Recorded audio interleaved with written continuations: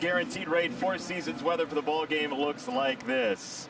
1-1 is 2, 2-2 is 4. The forecast is sweet home Chicago. Sox are back from Ohio and came at the right time as it's 75 degrees here in Chicagoland tonight. Look, this series will decide playoff positioning for both of these teams. It will also decide bragging rights for a long while, at least until the playoffs. And Dylan Cease is ready to throw. It's Tony, this is our final series of the year in the regular season. It is that, and hopefully Dylan starts it off on the right foot. He has a tendency to give up some home runs. It's going to be a lively park tonight, even though it is late in September. Seems to me that it's a little warmer than it's been. The wind is more of a factor than it's been. Dylan Cease to Ian Happ, and away we go. First pitch, strike one to Ian Happ from Dylan Cease, who was so good in that last start against the Cubs. He got out of that bases loaded, nobody out jam in the 5th inning. 2-run homer for Schwarber, the only runs he allowed in that game on August the 23rd.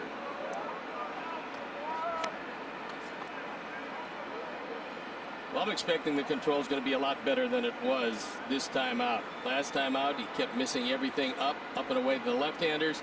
And when he threw it inside, he was missing inside by 3-4 inches. Good off-speed pitch there upstairs, 1-2. And you mentioned talking to Lucas Giolito. That is very Giolito-like with a high change that time. Yeah, look, I'm pretty sure that they had a conversation. Pitchers talk a lot amongst themselves, and they want to help Dylan get through this rough stretch. 1-2. High fastball, 2 balls and 2 strikes. So Ian Happ 2 for his last 20 as he stands in. He does hit the ball very hard for this Cubs team when he makes contact. This to second.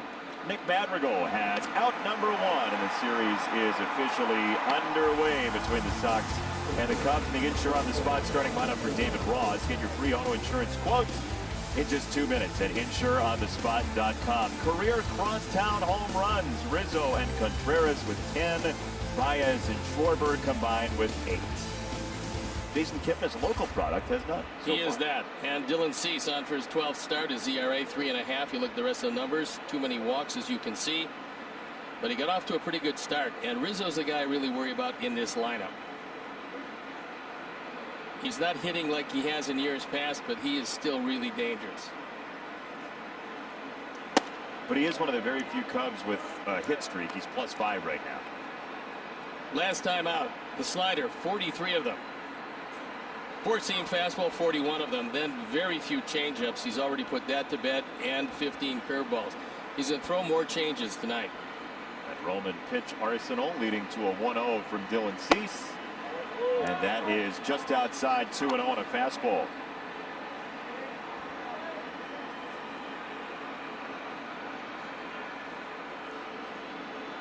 Cubs come in 32-25. The Cardinals have lost game 1 of their doubleheader tonight. So the Cubs could clinch with a win and a Cardinals loss in game 2. As there is strike 1 to Anthony Rizzo. That's what Plesac did a lot. He'd get to 2-0 and then throw a changeup for a strike, then come fighting right back. So David Ross having a very good year.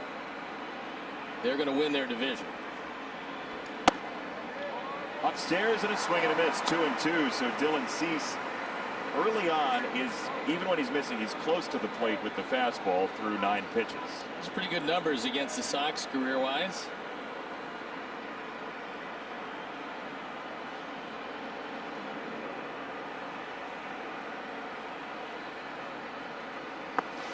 Two and hit him.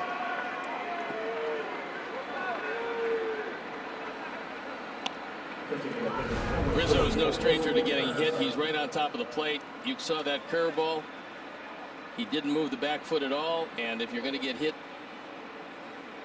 that's not a bad place to get hit, especially if it's on the bounce.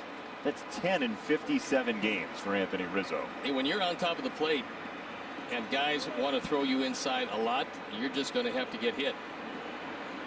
He's led the league in plunkings 3 times in the last 6 years, and the franchise leader for the Cubs. He's got a total of now 155 in his career, 4 with the Padres, 151 with the Cubs in the plunking department.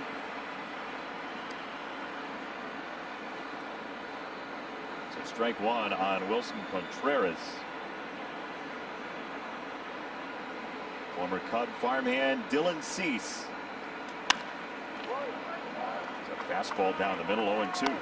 Our UI Health defense, and now Ricky Renteria is going to put him out there tonight.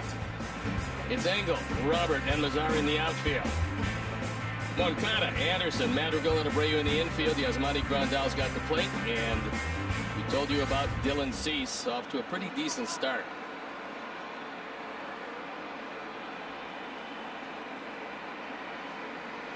Oh, 2.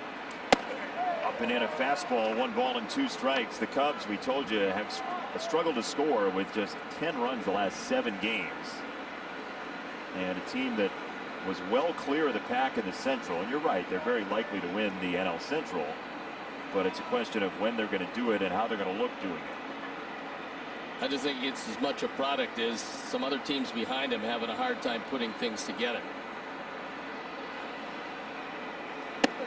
In St. Louis, a good team, and some thought of we're going to win the division, but COVID got to them and the game started to pile up. The schedule they were forced to play was unbelievable. As you can see, they hit much better for whatever reason on the road than they do at home.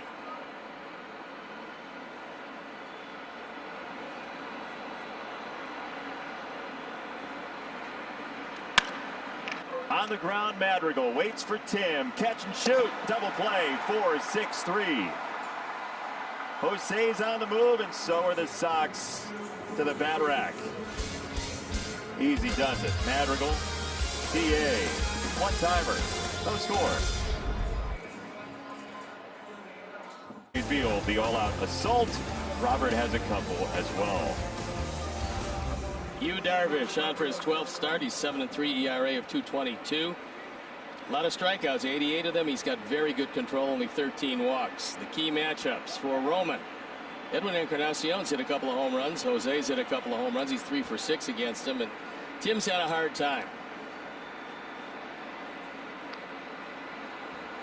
First pitch from Darvish is ball 1. And I got to say, the Sox are the last team that would have guessed Yu Darvish was going to have a Cy Young-like season, considering that last start he had on this field just a couple of months ago in summer camp when he didn't get out of the first inning. The Cubs said no more of the first inning. They walked off the field with 2 out in the inning, and the Sox got to him so much that the Cubs stopped the inning. But Yu Darvish has been just awesome this year. Well, the last time we saw him at Wrigley Field, he threw slider after slider. They were all pinpoint. They were all exactly as that one was to Tim. When that slider is right, Darvish is right. And here's another breakie, and let's see if Tim will go with it.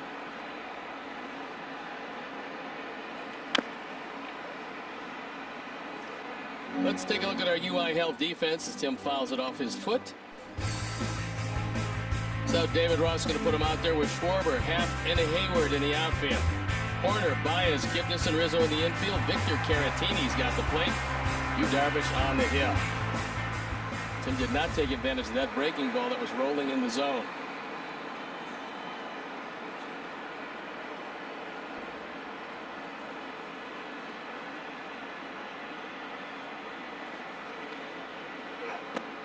Two balls, 2 strikes from Darvish to Tim Anderson. And Yu Darvish, last time he pitched against Minnesota that Sunday night, that was sort of the game where the Twins trumpeted themselves once again as contenders in the AL Central. And obviously the Sox losses helped things, but Minnesota got to Darvish like few teams have this year.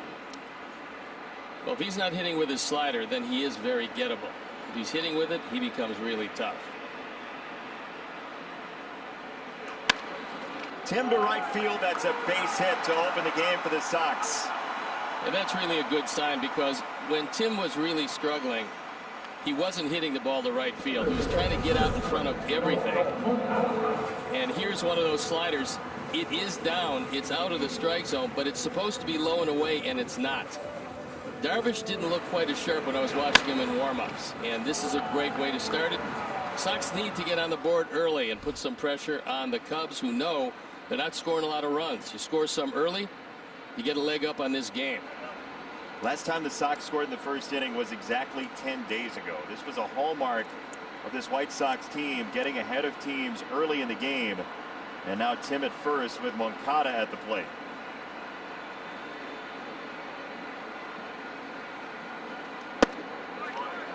Strike on a fastball from Darvish.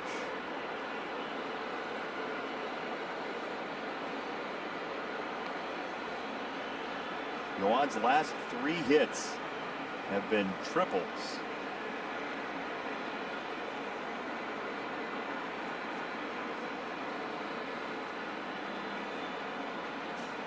I got to tell you that sight we had of Moncada yesterday, being fanned by Ricky Renteria on the bench and just looking like a shell of the athlete that he was before COVID-19 was a scary sight for Yoan Moncada.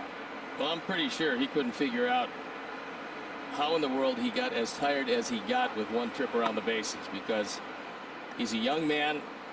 He's always in very good shape, and he looked exhausted from that one trip. So he doesn't know how long it's going to last. Nobody really does, but it has put a stamp on this season for him. He deserves a lot of credit for doing what he's done. Yeah, he's played a very good defense, and the offense is not quite where it should be. Second base, Tim had to wait for it to go by, and the Cubs will get 1, and that's all.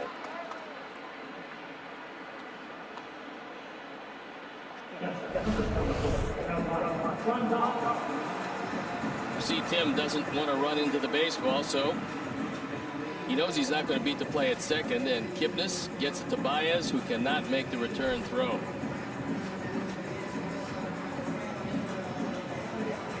Leaps it for Yasmani Grandal. He's got 7 home runs in his early White Sox tenure. One thing that could come into play here is that Ian Happ plays the deepest center field on a hitter-by-hitter basis that I've ever seen. He's usually playing back there almost a no-double set, so he obviously feels more comfortable coming in, and he doesn't want anything to go over his head. You're talking about, I mean, he's within 20 feet of the warning track. That is a very deep center.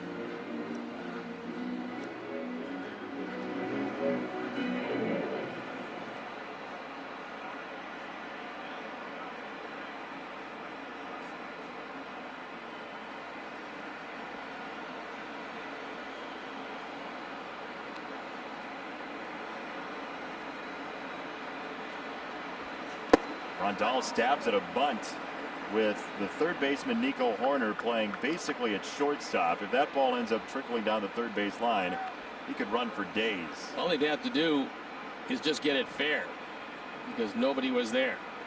You take a look at David Ross. He is giving the signs to Caratini. A lot of managers don't do that. Ross, a former catcher, is giving Caratini signs before every pitch.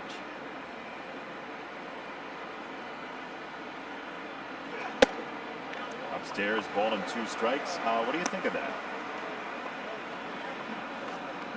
Well, I think Darvish still has the right to shake off to whoever he wants to, but look, David's comfortable. He gave signs his whole career as a catcher, so he feels that Caratini will go with what he says, and then Darvish has the right to overrule it. Let's assume that that's a slider. Toward first.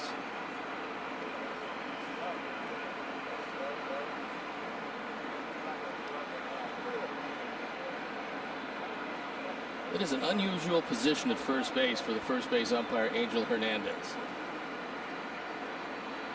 He's on the grass right behind the play. It's just an unusual setup.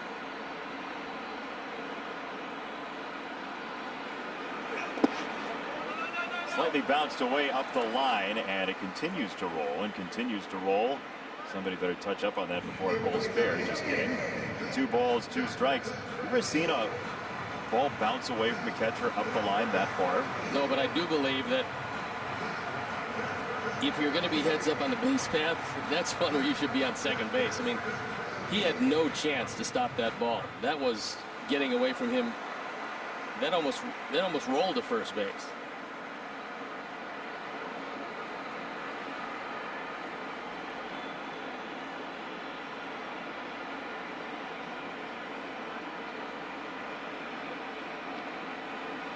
2-2 to Grandal. And he struck him out. It's a cutter from Darvish. And 2 out.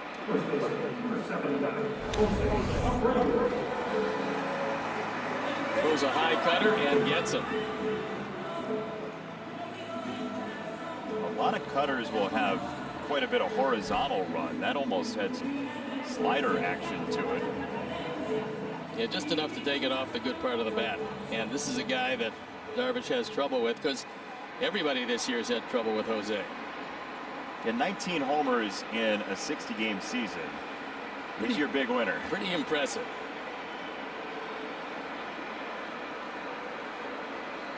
Darvish. First pitch, ball 1. I thought it was interesting last night after the Cleveland game.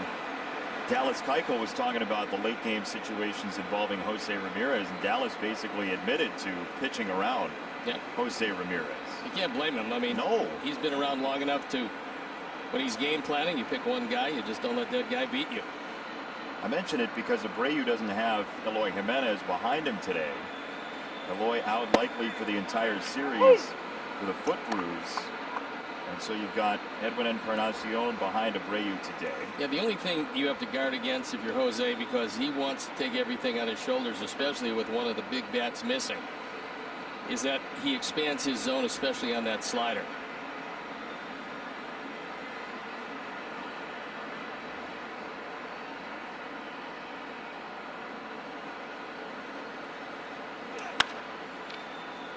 In the air, right field.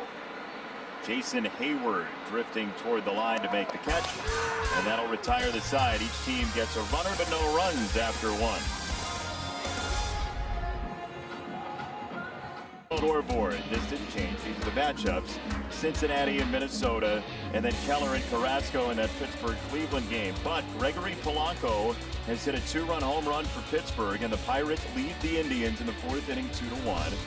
Cincinnati and Minnesota are scoreless in their first inning, and here are the seedings as they stand right now. It'll be Sox Yankees in the 4-5 game, but again the Sox can be as high as 2 and as low as 7. Go Buccos. I just love how you don't hold your Orioles days against Pittsburgh. Nope. It's very nice of you. Not at this time. First pitch down low a little bit, ball 1 to Jason Hayward. He's been very consistent this year. This has been one of his best years. He's swinging the bat very well. He's pulling the ball mostly. Ball to strike, 1-1.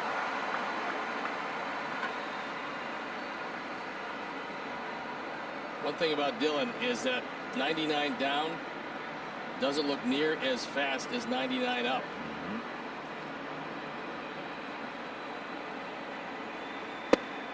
1 ball and 2 strikes. For those who don't know, why is that a fastball high looks faster? It's just easier to drop the head of the bat on a low fastball than it is to try to get your hands up and get on top of a high fastball.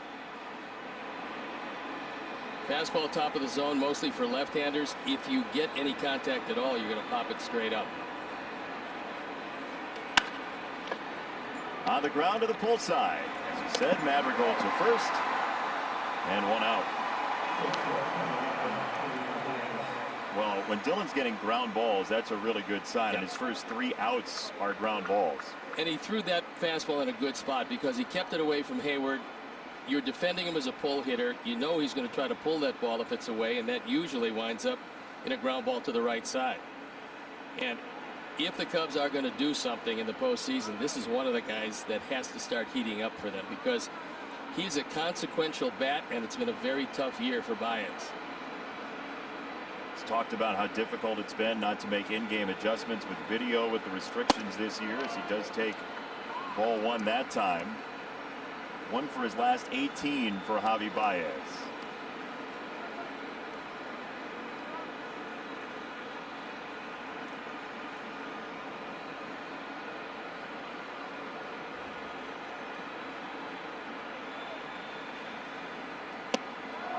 Check swing, ball upstairs, 2-0.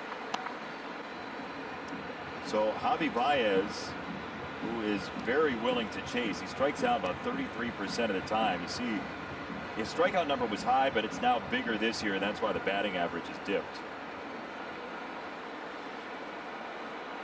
Not so bad when he's ahead of pitchers, but when he's behind pitchers, that's when he really expands the zone. Right field. Nomar Mazara coming toward the line. It's a windy day, and this one blows into foul ground, and he kicks up some dirt and does not get there. So 2-1. Your 2020 Chicago White Sox are presented by Guaranteed Rate. Faster mortgages, faster results, faster way home. Visit rate.com today. I think Nomar thought that he was going to have an easier play in right field than he did. Yeah, that one stayed up a long time. It's probably something that either he thought it was going to be in the seats or maybe it would blow back to him. It didn't, and it's another life for Baez.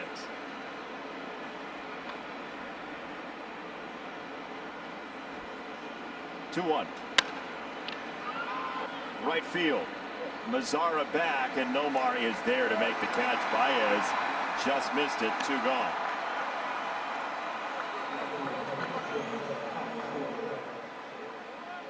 The wind has been interesting pregame. It was howling about 2 hours ago, and now it's sort of swirling as it typically does in this ballpark.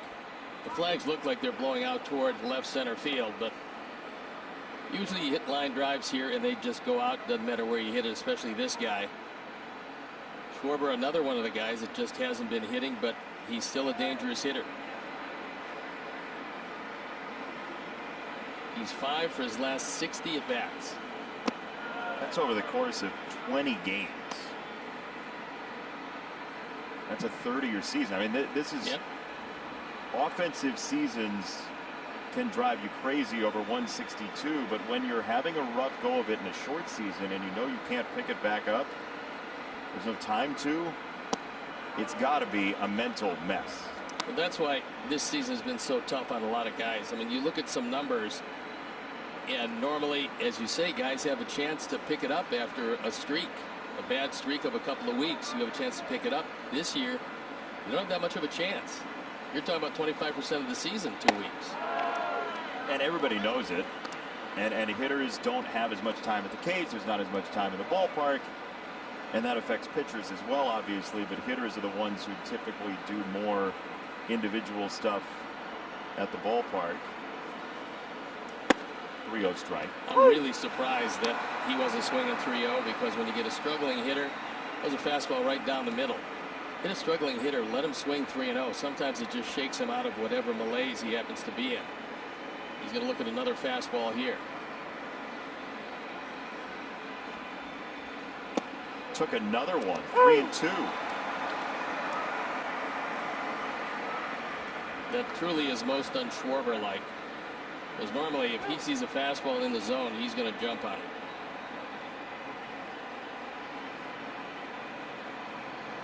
Three and two. Schwarber to left field. Angle back at the track, angle at the wall. It's over his head and gone. And Kyle Schwarber, for the second time this year, has taken Dylan Cease out of the ballpark. It's a 1-0 Cub lead. Through a fastball for strike one, a fastball for strike two, and a fastball again in just about the same spot, and Schwarber hit it out. Watch it again, a 4-1 replay. It's up, it's out over the plate, and it's basically the same pitch 3 in a row, the third of which goes out of the yard. Schwarber's first home run in 24 days.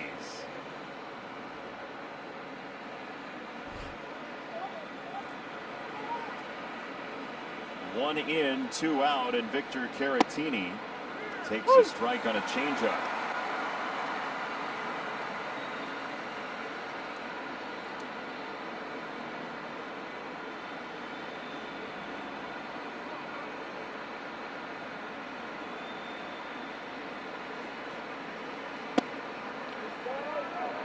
Curveball, that was close to the zone. 1 ball, 1 strike.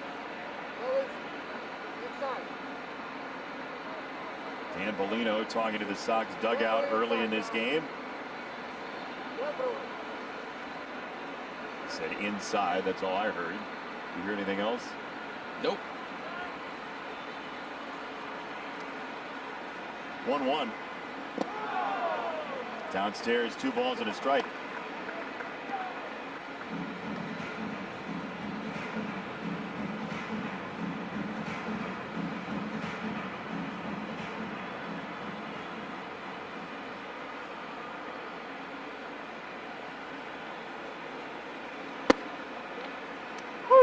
called strike. 2-2 on Caratini. This probably was a little generous, but Dillon will take it.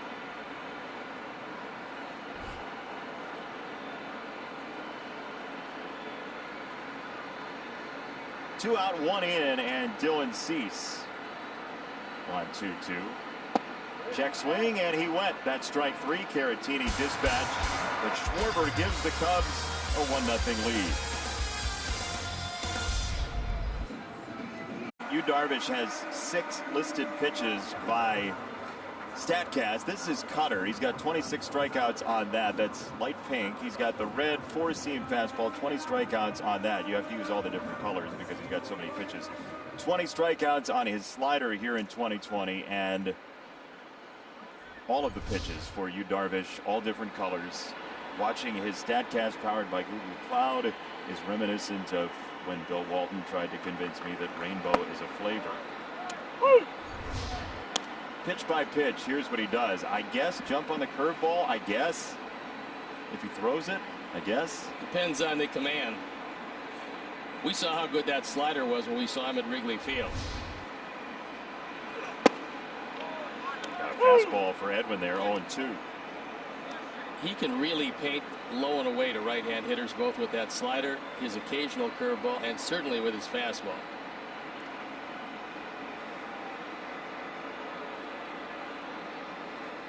Two. Left-hand side, that was a breaking ball. Baez at shortstop hustles it over there and got the out on Encarnacion. A deep ground ball. Javi Baez up to the task and one away. He knows he's got another step probably against most guys going up the line. Edwin breaks his bat. He just plants and throws it across and gets him by that step. He's a really good defender and has no problem on this one. Easy transfer. Locks in on the target. Nicely done by Baez, who's enjoying the music here at Guaranteed Rate Field. Good music pregame today. It was very good. Some Bon Jovi. Don't know who was the selector, but they did an excellent job. Quiet Riot. One down, Mazara.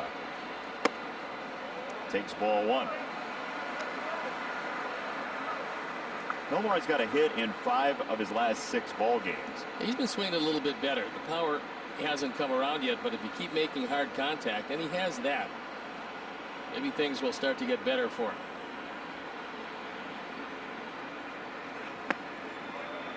Swung out of his shoes there. 1 ball, 1 strike.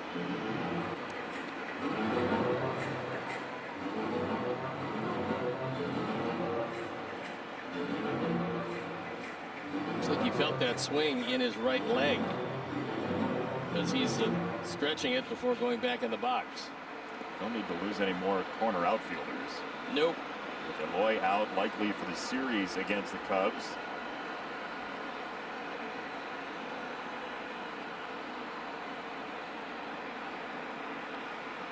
After the comment I made about rainbow not being a flavor, people are asking me if I've never been to the original Rainbow Cone. Of course I have. It's some of the best. I brought some for us when we did a game outside my first year. I just contend that rainbow is not a flavor in itself. Rainbow is a mixture of a bunch of flavors, all combined to make rainbow. So you thought after you did it your first year, you were absolved the rest of your life that I should have no rainbow from you forever? You are lactose intolerant. You're complaining about me not bringing you ice cream? I forgot that. You're lucky I said the lactose part. Ball and 2 strikes on Mazara. 1 out, 2nd inning. I'm gonna miss watching baseball with you in a couple days. Yeah, this has really been a very interesting year, the most unique that we've ever done, the most unique that anybody's ever done, because there is no precedent for it.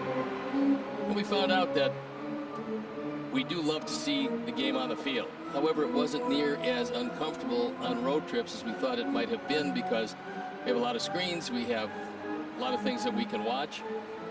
You just miss things like the organ, playing whatever it's playing, and the crowd noise, which is not real, but it's the best we can do. It feels real most of the time. Felt real in Cleveland, that drum beat. 1-2, back to the mound. Darvish snares it. And an on-target throw for Rizzo, who got there at the final bell.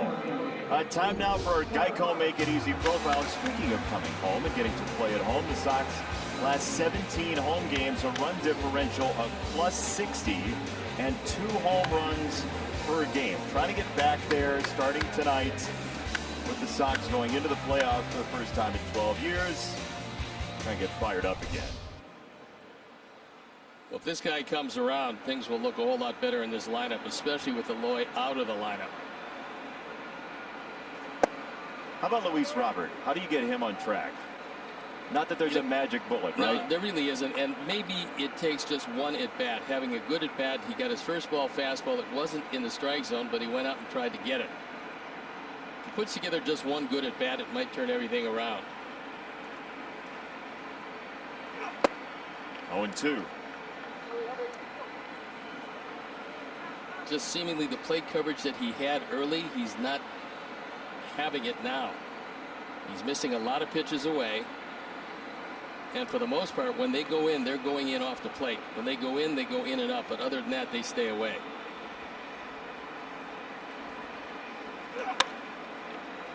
Just threw the bat at that breaking ball on the infield, and Rizzo charges in for out number 3. It's a 1-2-3 inning for Darvish and a 1-0 score.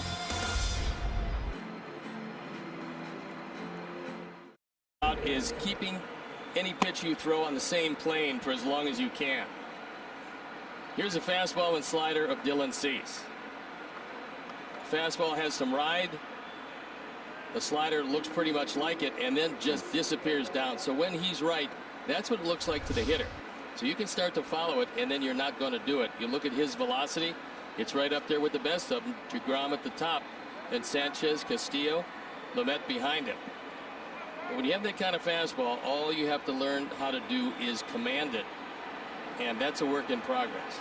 As you see, the Cubs typically are not a great matchup for their offense against good fastballs, although Schwarber does have a home run, as there's a scoop from Abreu to Cease. By the way, love the tunneling as we described it, watching one pitch stay on the same plane. You saw that second pair there. I mean, that was basically 20 feet away from the plate when one of them took the offering. Yeah, in that case, I mean, that slider, there's no hitter alive can hit that particular slider because it stays on the same plane as the fastball for almost the entire distance it travels and then just disappears. 1 out, ball 1. Watch this again. See how long these two baseballs stay on top of one another. They come out together, they intersect, and then the slider just goes bye-bye. Great job by our new producer, Chris Withers, and our entire crew. We got more tunnels on this show than Shawshanks. A lot of tunnels. Oh, yeah. It's the only way you can get out. 1 ball, 1 strike on Nico Hoerner, whose last hit was 9 days ago. Got some guys on both of these teams that are really slumping. And it's not really a good time for it. Both of these teams going to the playoffs. But the interesting thing about the playoffs, you can take a bad year and in 1 or 2 games completely erase it. You come through with some big hits in the playoffs and they forget what you did during the season. Yeah, certainly. And that's what both these teams are looking at, right? There have been times this season where the offenses have been cooking. And it's a matter of, can you get back there in time for that very quick turnaround to Tuesday for the Sox and Wednesday for the Cubs to start the postseason. Upstairs, ball 4. Hoerner takes a 1-out walk. Hey, the Sox Split 50-50 raffle tonight, presented by Wintrust, has a guaranteed jackpot of at least $100 grand. The current jackpot is $127,775.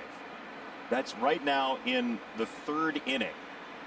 You play online, whitesox.com/SoxSplit, and enter the raffle before sales end, bottom of the 7th inning. You got to be in it to win it. Right now, $127,775. Guaranteed jackpot of 100 has already built to 27 grand more. I see you working your phone and your iPad. I would guess that you're trying to jump in the Sox Split raffle. but I don't know that you necessarily have all the tools in the toolbox to do that. No, but I'm signing in as Al. You can call me Al. Oh, is that right? Yeah. Can I be your bodyguard? You can. Thank you. 0-1 to Happ. I shouldn't besmirch your technological That's right. ability. You've posted pictures on Twitter. It's underrated. It is. It's a dark horse in the postseason. 2 strikes on Happ, and that was up to 100 for Dylan Cease, who's reaching back a little bit more today. Yeah, he's pretty psyched up. The only problem you have is then you have to watch him high and out of the zone when you're trying to throw it too hard. 0-2. To right field and in front of Mazara, base hit. Horner stops at second base, and the Cubs have 2 on with 1 out for a dangerous guy in Anthony Rizzo. Well, this is usually what happens when you walk a guy who hasn't had a hit in 9 days, and then you get yourself in trouble. That's a high changeup. And by high, I mean waist high. That's way too high for a changeup to be delivered. So now he's got some problems, and he's facing one of their toughest guys to retire in Rizzo.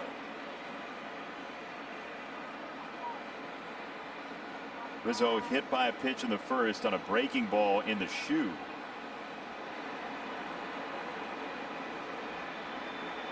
Cease.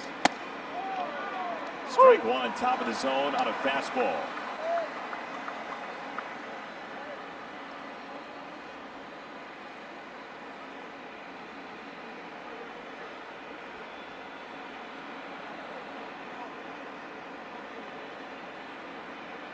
Kind of like to get him out before he gets the 2 strikes. The reason is he's still down at the bottom of the bat here.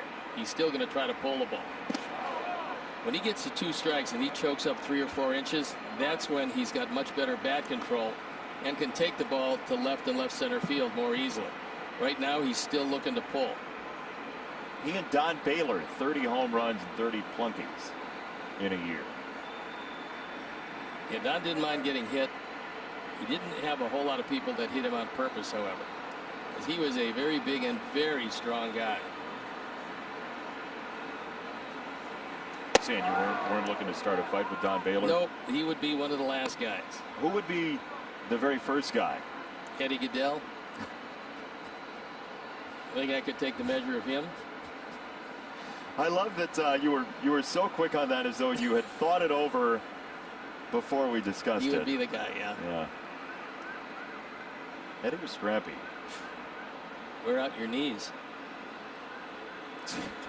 2-1 from Cease. Elevated foul, and he is at 2 strikes. 2-2 on Rizzo. And the story for Dylan all year long has been how to get from 2 strikes to 3. Yeah. And, you know, through a lot of high fastballs.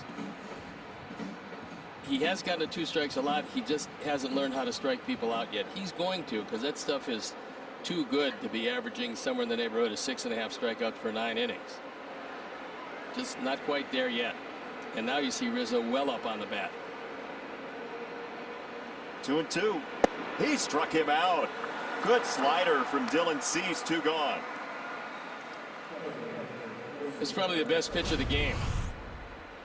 He just drops it right there. It looked tantalizing. It was the bottom of the zone.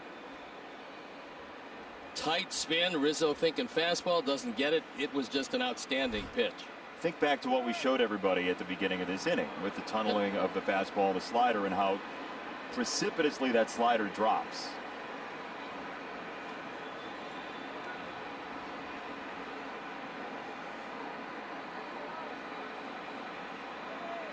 Two out for Contreras. High breaking ball above the zone. The Pirates are up 2-1 on Cleveland in the top of the 6th inning. 2-1. But the Pirates starting pitcher Mitch Keller has a no-hitter through 5. He's given up a run. That's good. Walk Ramirez next time he's up. He's already done that once tonight. Do it again. Ramirez 0 for 2. How about that? We see 7 for his last 13 runners in scoring position. That'll get you on some posters and in people's hearts. Yeah, that and lots of extra base hits.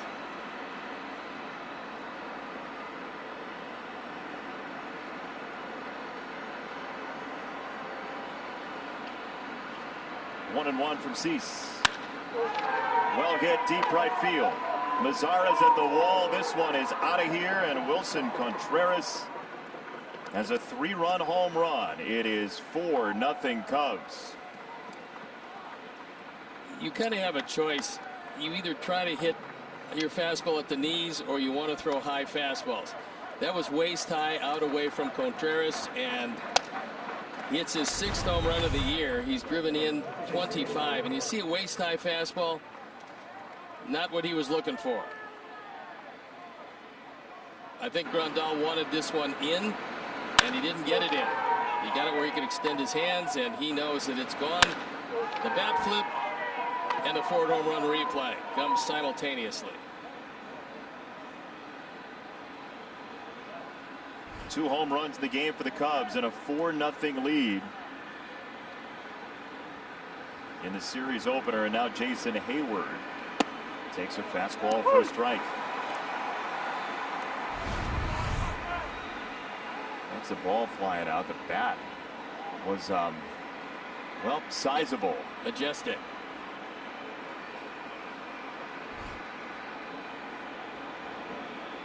Oh, 1.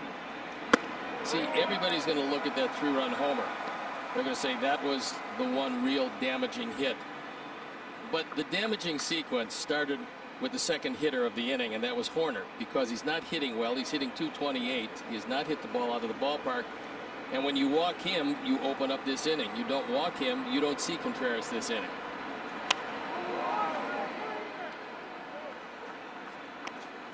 So we showed you the Cubs slugging percentage against good hard fastballs. The 2 home runs tonight are the top 2 for the Cubs in terms of pitch velocity coming in. They are the 2 hardest fastballs the Cubs have turned around for home runs in 2020 by over 2 miles an hour. So they are seeing the fastball well despite its speed. And the 0-2 is in. 1 ball and 2 strikes.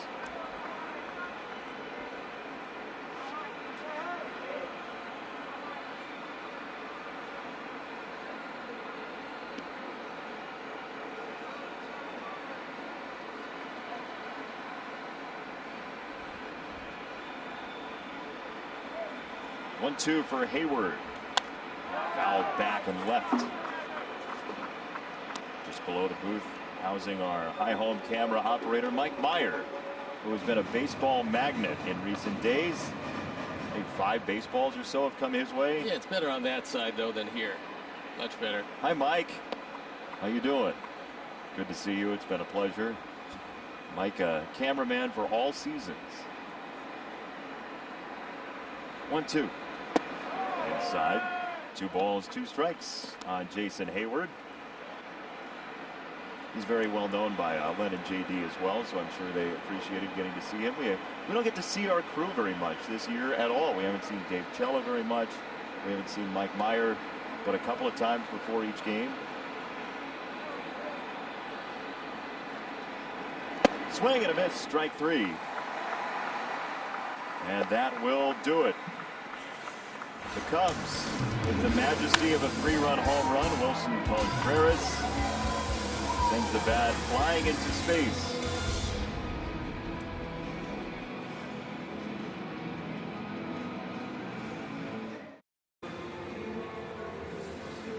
For the Cubs, bottom 3, Guaranteed Rate Field. He's Steve Stone. I'm Jason Benetti. Our entire crew, as Yu Darvish has been staked to a 4-run lead. And Adam Engel playing left field today. Leads off the bottom of the 3rd for the Sox in an early deficit tonight.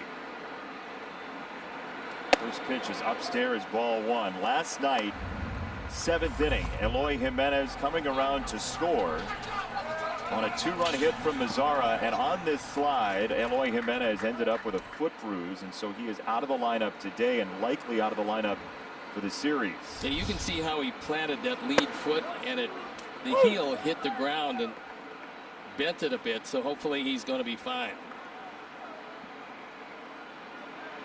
For now, Engel gets a little bit of run here in the outfield, and Adam certainly has earned that this year with his best offensive season to this point in his major league career. Fastball 1-2.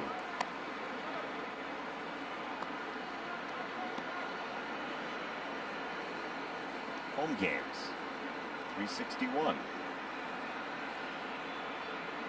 Pretty good, and no shading at all on the field defensively. They're playing him absolutely straight up in the infield and outfield, which these days is very unusual.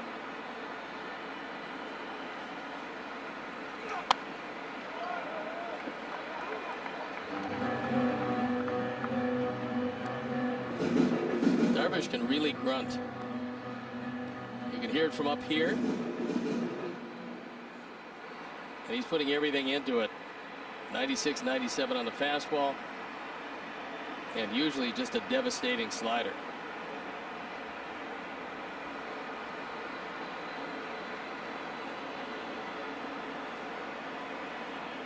One, two. 2 balls and 2 strikes.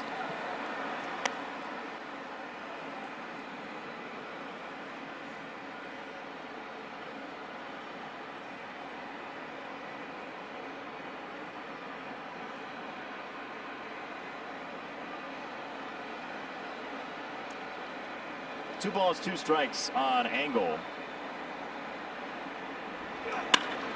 Adam hits this one well, left center field alleyway, and this ball is off the Wintrust side very fittingly. Adam into second base. It's a leadoff double.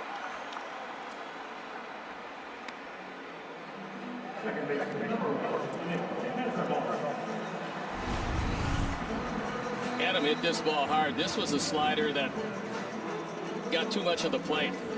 This is one of the hangers that usually hit very hard, and hit it hard he did. Like to see him getting some play. Defensively, he's almost without peer, and this year he's stinging the baseball. Darvish most unhappy with himself because of the hanging slider, but that happens to everybody. Nick Madrigal with a shade well around to right center field in the outfield. And he can really surprise Hayward in right field, because he can actually, if he gets a hole of one, hit it over his head. He's playing very shallow. Happ is actually, for him, very shallow.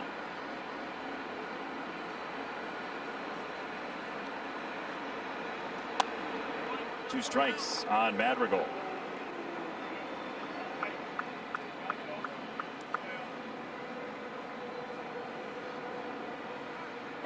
Got him right where he wants him. All infielders. Top 2 strike hitters. It is pretty amazing. Fletcher's had just a great year for the Angels. Surprise rebound year for Iglesias.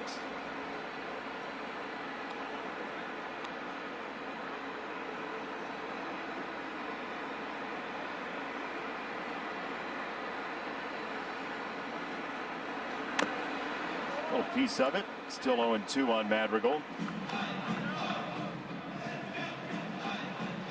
Adam Engel with that leadoff double. We mentioned he's in for Eloy Jimenez, who, as he was coming around third, he took a funky step, and then you saw the foot pop up on the slide coming home, but he initially jarred that foot on the way around third base, and so that's how he ends up with the foot injury in that run to home from third. And so the hope is he comes back after this Cubs series to be ready for the postseason. That's what the Sox are hoping for, as this one's in the dirt. And a ball and 2 strikes for Madrigal. Very good stop by Caratini. That was a tough ball to handle. He had to move to his right and then smother it. Didn't want to see an advancement to third base with nobody out. Watch it again. Turns his glove over and does a great job. It hits off the glove and hits him in the chest protector. Only bounds away maybe 2 feet. That's really exceptional technique.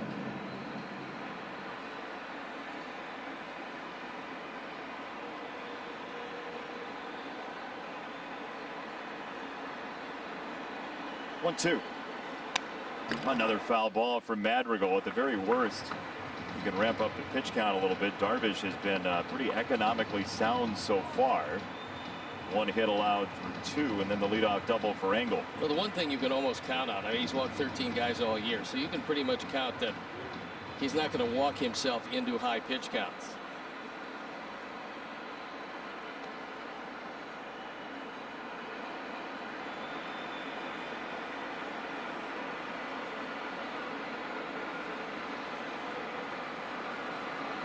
1-2. And adjourned. That's the loudest pitch of Darvish's night. He's in full grunt mode. But it's working for him.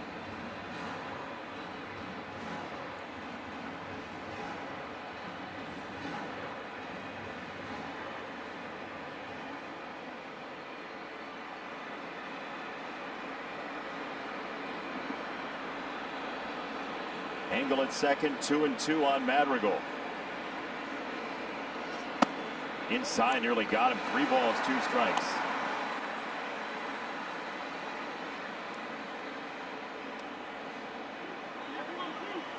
Tim, after his leadoff hit, usually when he does get a leadoff hit, it turns into 2 or 3.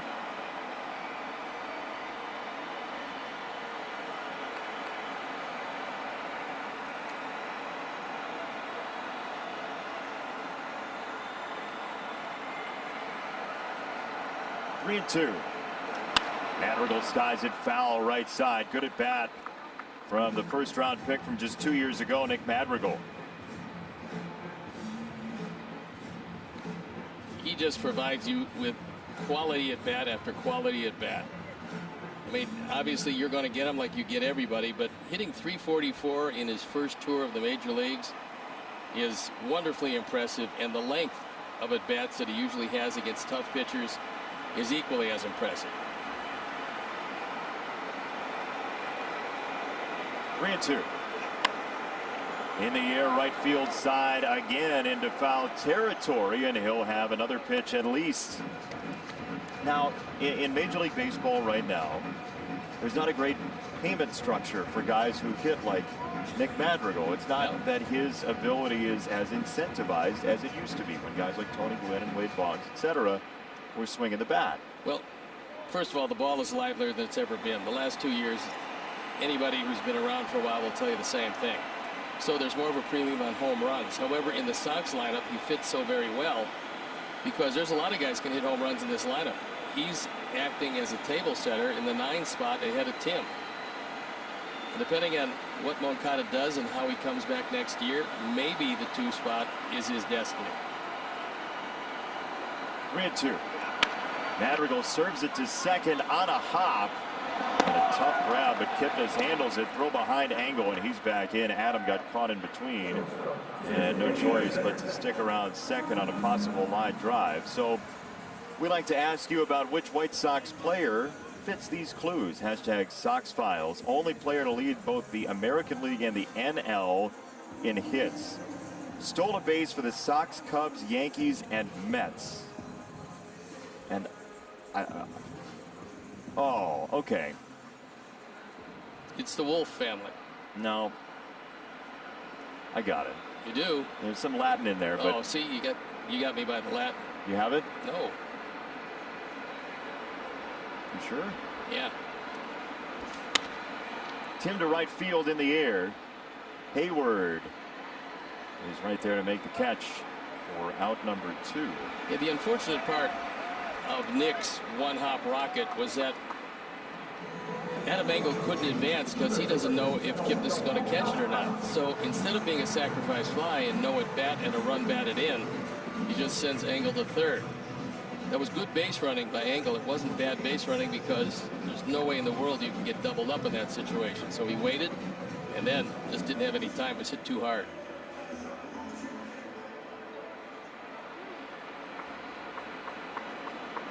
That ball looked like it flew past Canis Major, the constellation. You familiar with it? No. Just trying to give you a clue. Last night when I gave you a clue, you did very well for yourself on Sox Files. Strike 1 to Moncada. Yeah, but it was a long road trip. It was a long road trip through Ohio. I know you had the nostalgia. What with the last 4 games being in your hometown and all. 0-1. Wave and a miss. 0-2 on Moncada.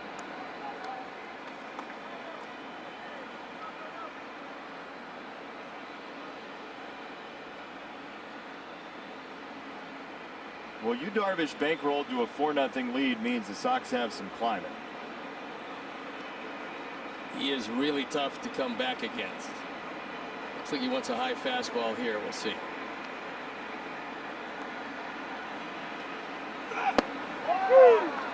Called strike 3. Moncada disagrees. The inning is over, and we will go to the 4th inning.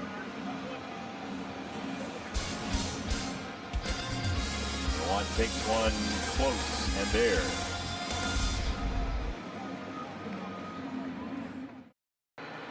Top 4, Sox are down 4-0 under the sparkling lights of Guaranteed Rate Field. We're so glad to have you along on this wonderful Friday evening in September for Sox Cubs on NBC Sports Chicago. He's Steve Stone. I'm Jason Benetti, and the Sox have a mountain to climb here, down 4-0. And Javier Baez, Kyle Schwarber, and Victor Caratini coming up in this 4th, second time through for Dylan Cease. And there's a good sharp breaking ball diving away from Baez.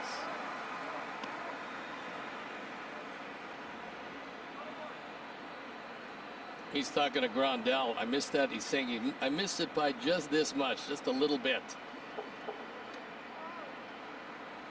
A little bit in feet. Yeah, it's a large quantity, a little bit. Oh, that ball's crushed. Left center field for Baez. And gone. He got that one. 3rd home run for the Cubs tonight. And a 5-0 lead.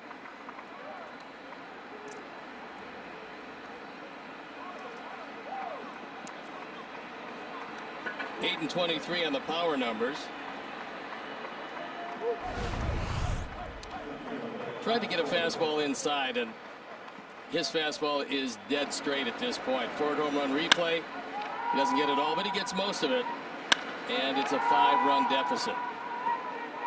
There's really going to be 2 choices for Dylan as he starts to mature. One might be, if he's going to stay with 4 seamers consistently, he's going to have to get more backspin. If not, maybe the occasional 2-seamer, although I know it's not fashionable now, but he's got to get somehow some movement on that fastball, because right now it's pretty straight. And when he misses his spot, you know, 98, 99 is very hittable when you miss your spot in the major leagues. To first, Abreu with Cease covering. Is out number 1. Here's your Sox Math winner from yesterday. So not the best result this series this past week in Cleveland, but you know what? There are 3 games left. Hopefully at the end of this series against the Cubs, Sox Twitter isn't feeling so much like this, feeling a bit more like this. Now here are these 2 with today's Sox Math question. Oh my. Very festive. Oh boy. Yeah. Hashtag Sox Math. We are professional grade, brought to you by GMC. Well, picture's worth 1,000 words. Here's your question. Number of games this series multiplied by playoff teams in the NL, plus playoff teams in the NL, AL, and then NL, minus the sum of the digits of the zip code of the World Series stadium this year.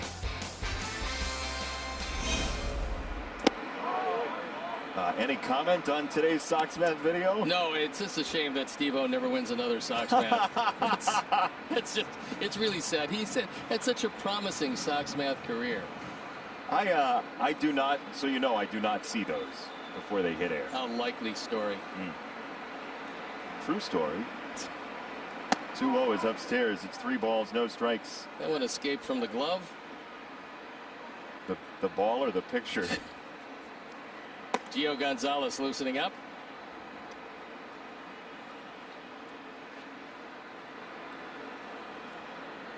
I gotta say this. Our Sox Math winners have been extremely creative this year.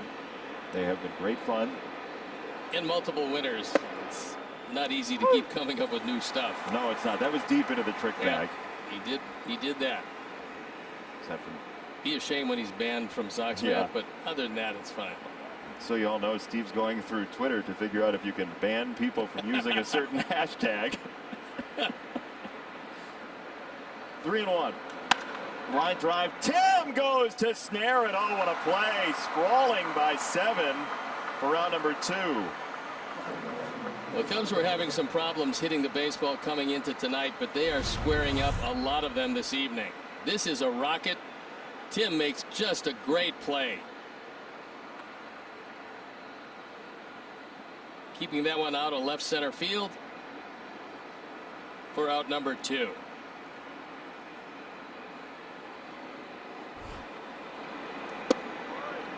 First pitch, strike 1 to Jason Kipnis.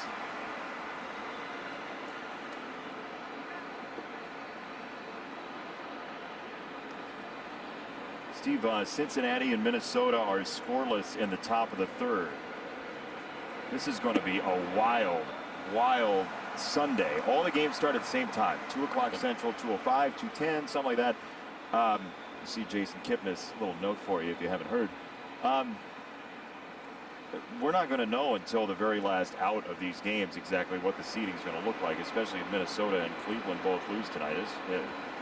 This could be literally down to the final couple of pitches, as there is strike 3, and Kipnis disagrees with the call. Bottom 4,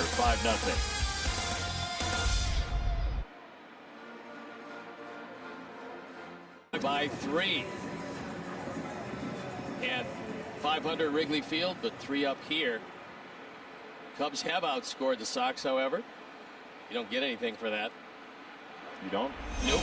They both made the postseason, first time since 2008. That's pretty impressive. And just the 3rd time ever. Yeah. Which is truly outrageous for such a great baseball city.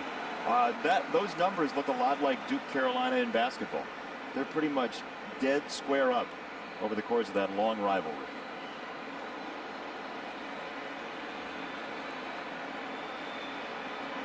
If we were hosting a sports talk show right now, I would ask you, what's the best rivalry in sports? Let's see. Antioch and Oberlin. Boy, when those 2 teams go at it, you can throw out the record books. You should throw out the records. 2-0. Grandal takes ball 3. It's Grandal, Abreu, and Encarnacion here in the 4th. Be nice to coax the first walk out of Darvish.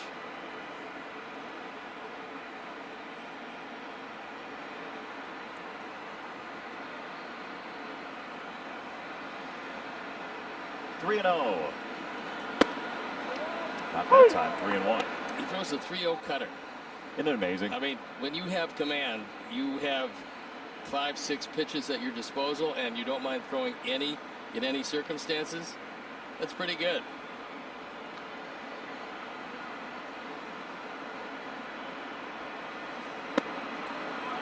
That's a strike called. 3-2.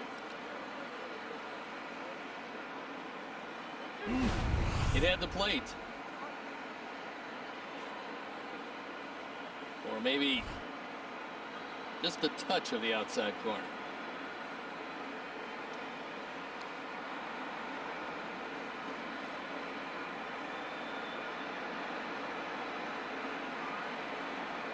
Three and 2.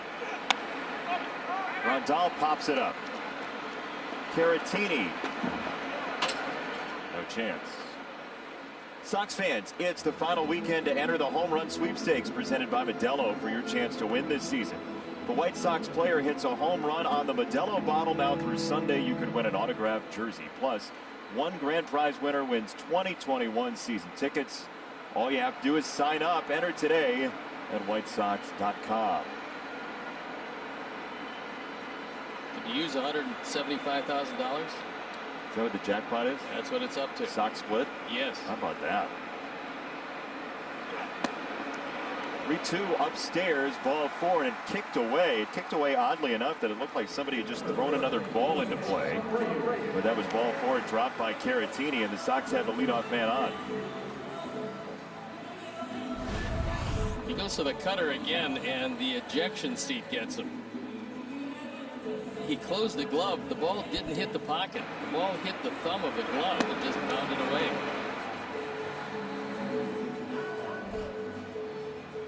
Caratini's looking like, what was that? So now Jose Abreu, who has 6 home runs against the Cubs this year in 3 games coming into tonight.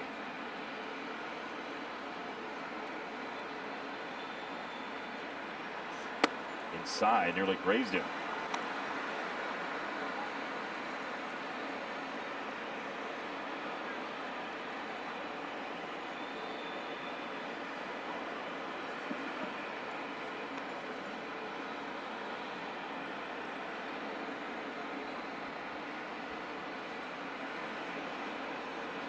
1-0. Jose hits it skyward. A planetary pop-up. Baez takes a glance and then reaches over to make the catch for round number 1. That ball was up there for seemingly about a week. That's as high a pop-up as you're going to see.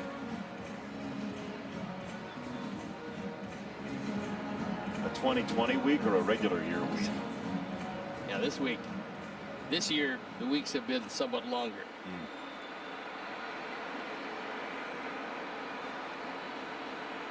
One down, one on. Encarnacion, the batter. They play him dramatically to pull, and Darvish throws a cutter outside. So, you know, you watch where the infield's playing, and you imagine where the pitcher might throw the player, but a cutter away, Edwin could dive and poke it through that right side. Yeah, except he is thinking about pulling everything.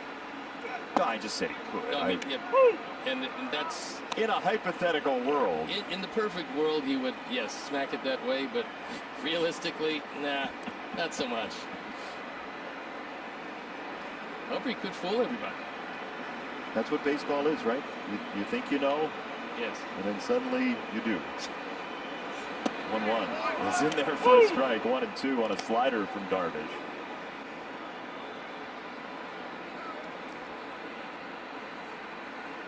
Colored glove would you call that? Forest green?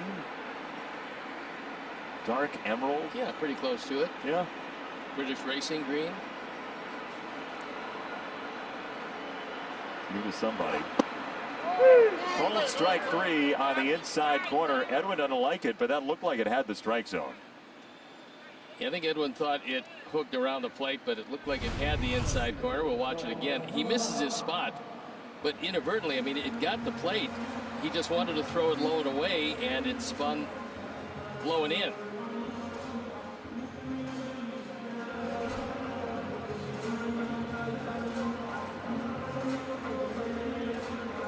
When you're having a good night, that's what happens. Miss your spot by 1.5 feet and still get the strikeout. How about Darvish and his stuff? Minimum 1,000 innings, leading Chris Sale, Max Scherzer, Randy Johnson. Big names. There is that. 2 out, Mazara. Takes ball 1. Ball looked like it had one mission, to hit Nomar Mazara.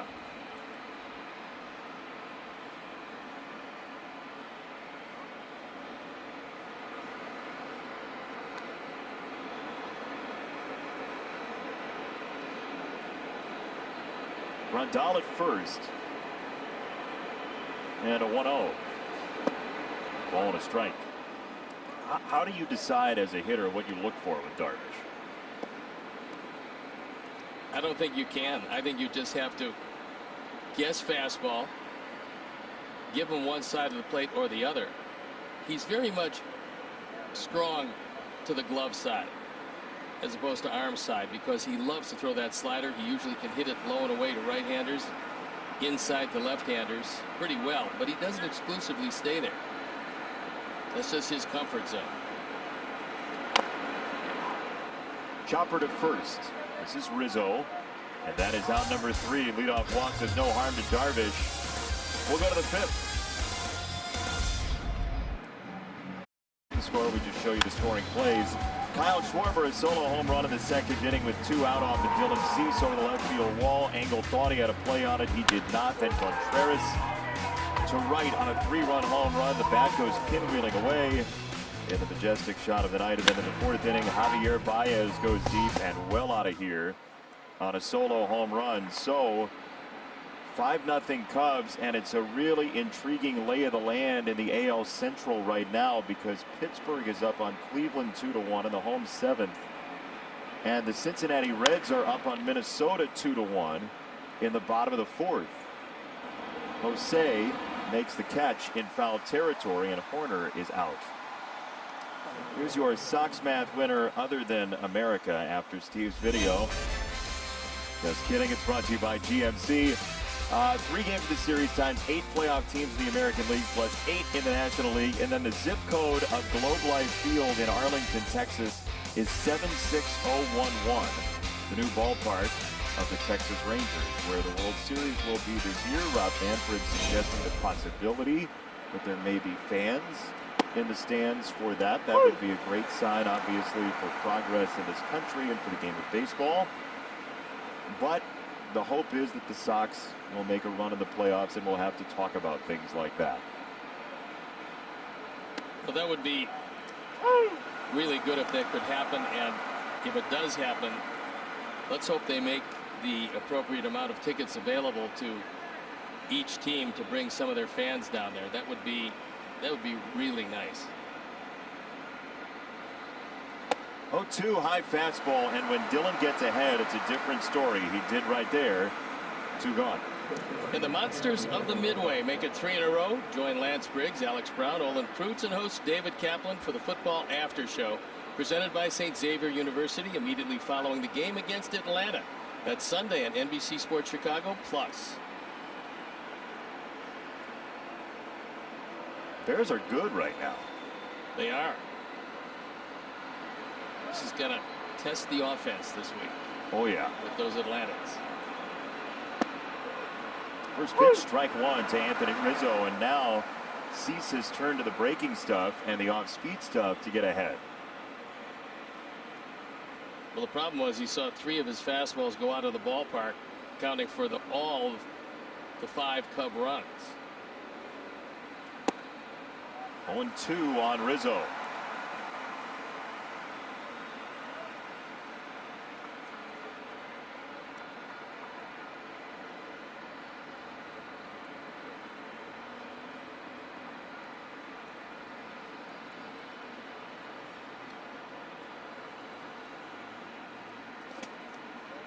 Slider kicks away, ball and 2 strikes. Sox and Cubs will play again tomorrow, 6:10 first pitch. John Lester and Dane Dunning, your scheduled pitching matchup.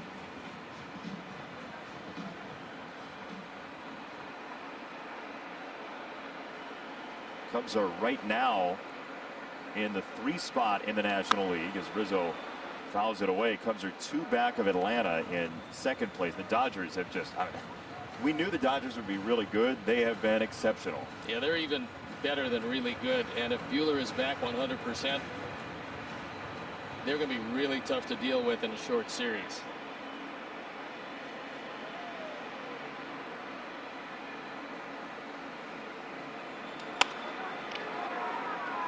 Center field, slicing base hit. Rizzo's hit streak at 6. That's what he does with 2 strikes. I mean, he got him on the straight change, and he got him on the curveball, and then the fastball. When he shortens up, he doesn't try to hit it out. Takes it right back up the middle and keeps the inning alive.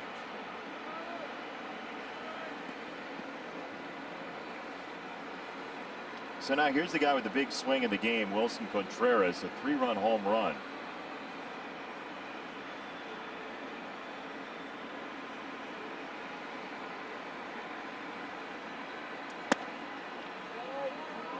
Fastball in, ball 1. Contreras double checking to see if it was ball 1 with Dan Bellino.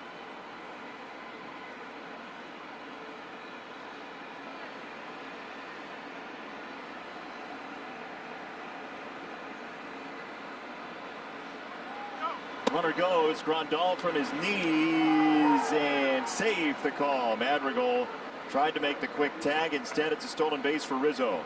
That wasn't stolen on Grandal. That was stolen on Dylan Cease. He forgot about Rizzo, got too big a lead, and it's almost impossible to get him. Watch it again.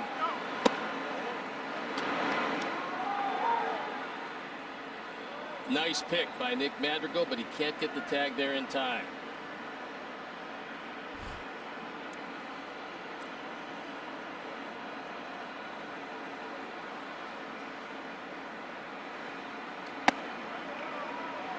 Inside, 3 balls, no strikes. He's definitely going to have the 3-0 green light.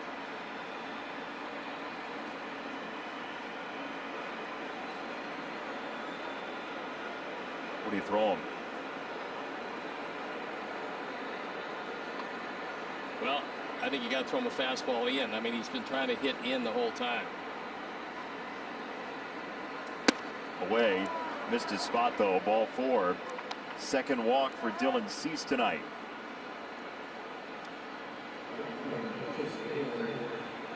And here comes Ricky Renteria.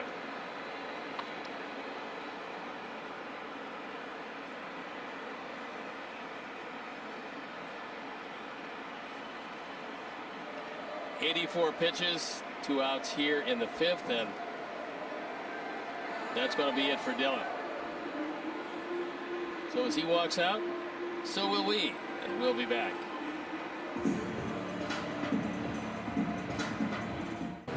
And Gio Gonzalez comes into this, and he's got some problems in this one. On for the 11th time. He's 1-2 ERA of 4.50. There you look at the numbers. Right-handers have really hurt him. The opponents overall hitting .333 with 5 home runs allowed.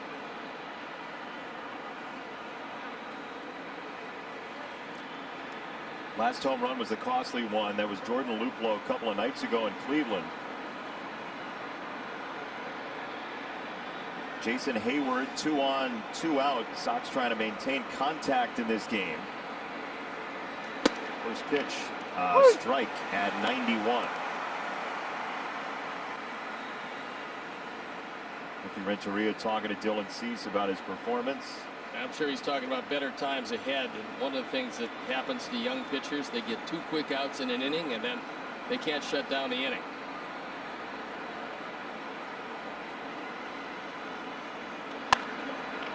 Line to right field, down the chalk, and this is foul into the corner. 2 strikes. Oh, you see that swing from Hayward. What are you throwing here? I mean, the one thing that always works lefty to lefty is that good sweeping breaking ball away. He's been a pull hitter for a lot of his career. He certainly is this year, and it's been a very good year for him overall. But he stands way off the plate, and when you look at throwing a fastball in, you have to hope that he's going to stride to look for something away. All things being considered, you go away with a breaking ball, but let's see what he wants. There it is, and it kicks away. It was a swing and a miss, but the ball goes to the backstop, and the Cubs have the bases loaded with Baez coming up.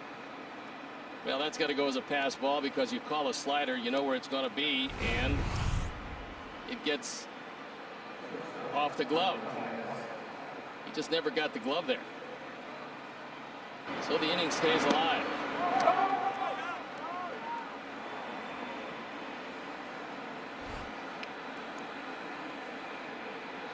Gio's got to lock in again, this time against the right-hander Javi Baez. So this wasn't the matchup that you were thinking about. You were thinking about getting out of the inning with Hayward and then see what the offense did before you made an adjustment with the bullpen.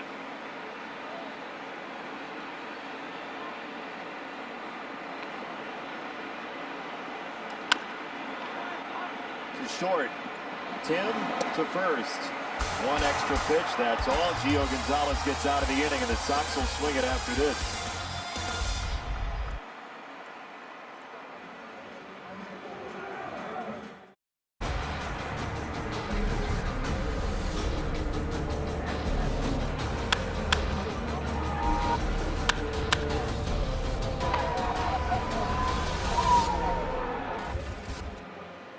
Zip Sox trail bottom 5. It's Robert and Engel and Madrigal, and when will that inning come that turns this all around for the Sox in the last couple days of this season? First pitch breaking ball outside, ball 1. Well, they're facing one of the league's best, and they've spotted him 5. It's a tall order, but usually he's not going to walk his way into problems, but he did walk the leadoff man into 4th. Robert fouls it away. I mean, we were talking about this today. Luis Robert has seen some breaking balls in the strike zone that he was just pounding earlier this year. Yeah, and that was one of them. I mean, that was a slider that hung right in the middle of the plate. And when he's going well, he hits that hard. When anybody's going well, they hit that last one hard. but now he's fouling him off. And let's be clear, this is an exceptional young talent who will continue to grow. This is a major slump, certainly, but it's not as though his talent is gone. No, he's going to come back.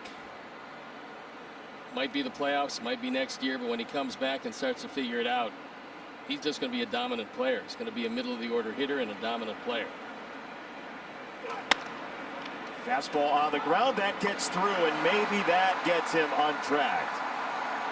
Robert to right field, and now we check in the studio. Frank, Ozzie, and Chuck. The Pirates are up 2-1.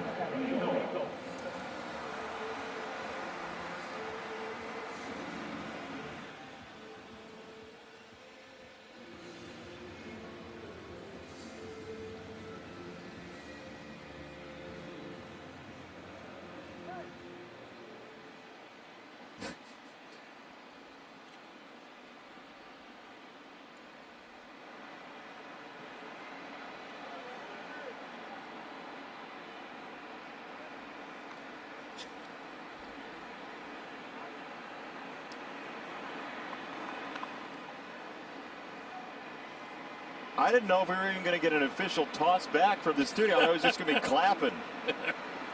I love it. I love it. You guys are great. Frank, Ozzie, and Chuck. We'll see you in the 8th inning for who knows what, as Adam Engel takes a big swing and a miss. But look, Frank and Ozzie are talking about it. It takes one hit. It takes one base. It takes something to get you feeling good again. And Robert got a single. He's made contact twice, second of which wound up a base hit, snapping a long streak. He was 0 for 29. Called strike 2 on Engel, who thought it was low. Yeah, that was a touch low. Gans had a good night. This one probably was not a strike. Caratini doesn't drag it that high up in the strike zone if he thinks it's a strike.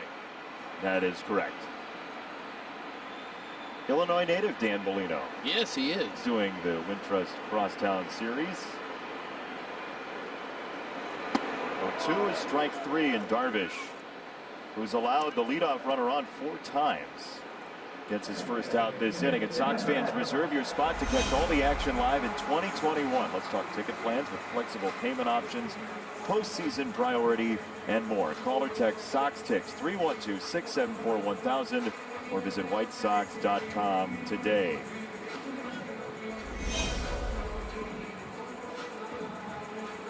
The Pirates are up 3-1 on Cleveland now tonight in the top of the 8th inning, and Cincinnati's up 3-1 on Minnesota in the top of the 5th.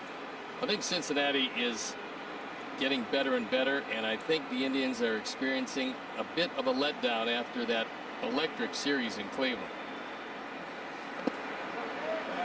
They gave absolutely everything to win all of those games. No, for them it absolutely was a great series. They did just about everything right, and it paid off.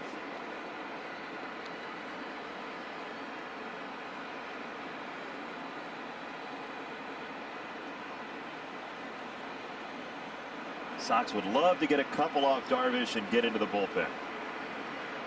That is a ways away with 71 pitches. And a 2-0 count now on Madrigal.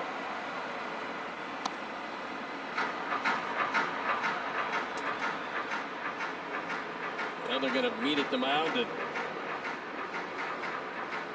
try to settle their ace right-hander down a bit. Tommy Hotovy, the pitching coach, is coming out. When he was pitching with AAA Pawtucket, Tommy Hotovy. Who is that? Hey, Sox fans, the Xfinity Sports Zone is the ultimate hub for all things sports, all in one place. With the Xfinity Sports Zone, everyone wins. So they've had their say, and now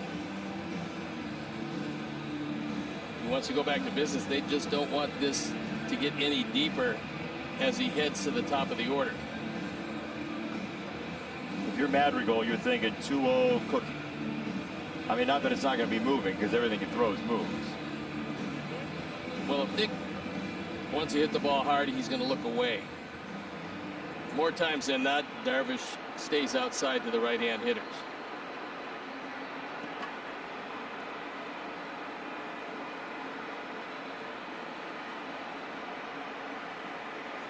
This 2-0. He's in for a strike, a cutter. Right down the middle.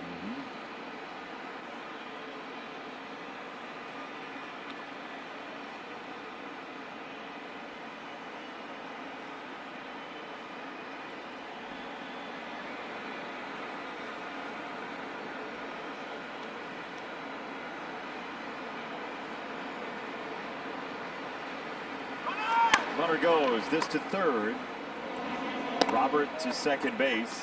Madrigal out at first, and Tim will bat with a runner at second. Yu Darvish pining for a Cy Young in the National League. DeGrom, Darvish, Bauer. Yeah, What do you got? DeGrom is always there. I think when you look at everything as far as length of start, innings pitched, dominance consistently, Trevor Bauer's your guy. I don't know if he's going to go Sunday or not. That depends on what it looks like for them to that point. I know they'd love to pitch him in the first game of the playoffs, but that's on Wednesday. And the last time out on short rest, he was absolutely brilliant. I say short rest because it was on the 4th day instead of the 5th. But he's just a special pitcher. And I think he wins it, and I don't think it's all that close. Cincinnati is in a major battle for the final couple of playoff spots in the National League. They are right now tied with St. Louis, who lost that first game of the doubleheader, but it looks like the Cardinals are going to win game 2 as they're up on Milwaukee 5-0. So Cincinnati opened the game a half game back. Miami's in there in second place, Philadelphia in third place in the NL East. As this goes to third again, Nico Hoerner. We're out number 3, and Darvish again works through a leadoff man aboard for the 4th time tonight.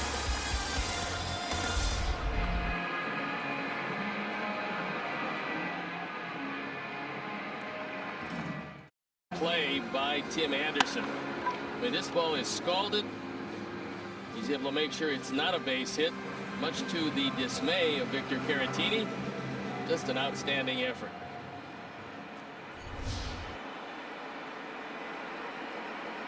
Tim and the Sox trailing Yu Darvish and the Cubs after 5 innings, 5-0.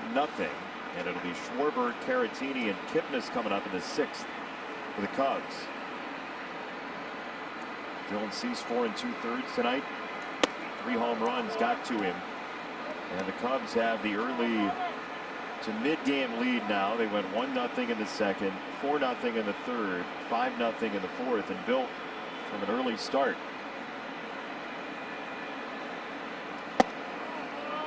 3-0 to Kyle Schwarber.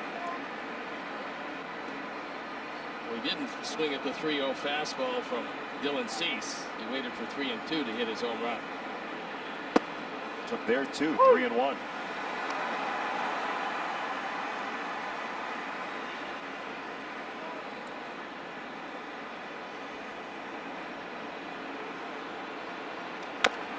Schwarber, chopper to first. Abreu takes it himself, but Schwarber beats it out and gets sideswiped on the way through. So Kyle Schwarber safe at first. Well, Gio Gonzalez never got to the bag. I mean, he's a veteran pitcher. You can't do that. You open up a big inning, and at this point, the Sox can't afford that. So Gio, he's kind of trotting over there. He can't get over there near in time. And Schwarber, credit him, he's just hustling all the way. So he gets himself a base hit, almost loses an ankle on the play, and nobody's home to make the play at first. Well, Schwarber got sideswiped and broadsided by the base. Never know where that base is going to get you. Schwarber will be pinch run for. Billy Hamilton is on, so David Ross playing for the speed now and for the defense with a 5-0 lead in the 6th. Yeah, that's absolutely the way to play it at this point. Woo!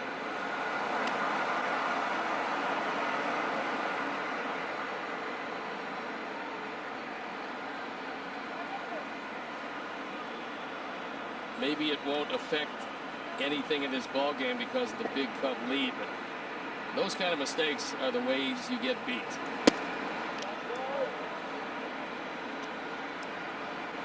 Can't afford to give any major league team 4 outs in an inning, and that was seemingly a pretty easy out.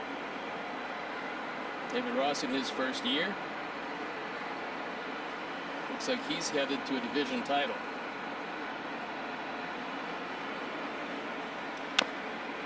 Foul ball 1-2. It's a really interesting scenario that the Cardinals find themselves in, because the Cardinals are scheduled to play 58 games, but if necessary, and only if it determines whether or not the Cardinals are in the playoffs or out of the playoffs, not their seeding.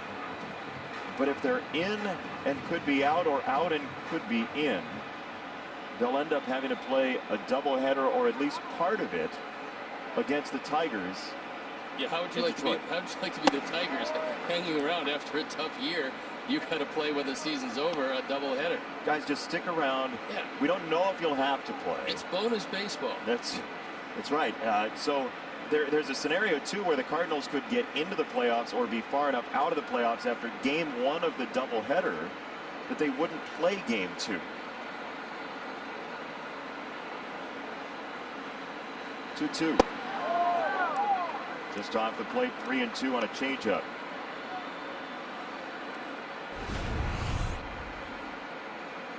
It's down out of the zone.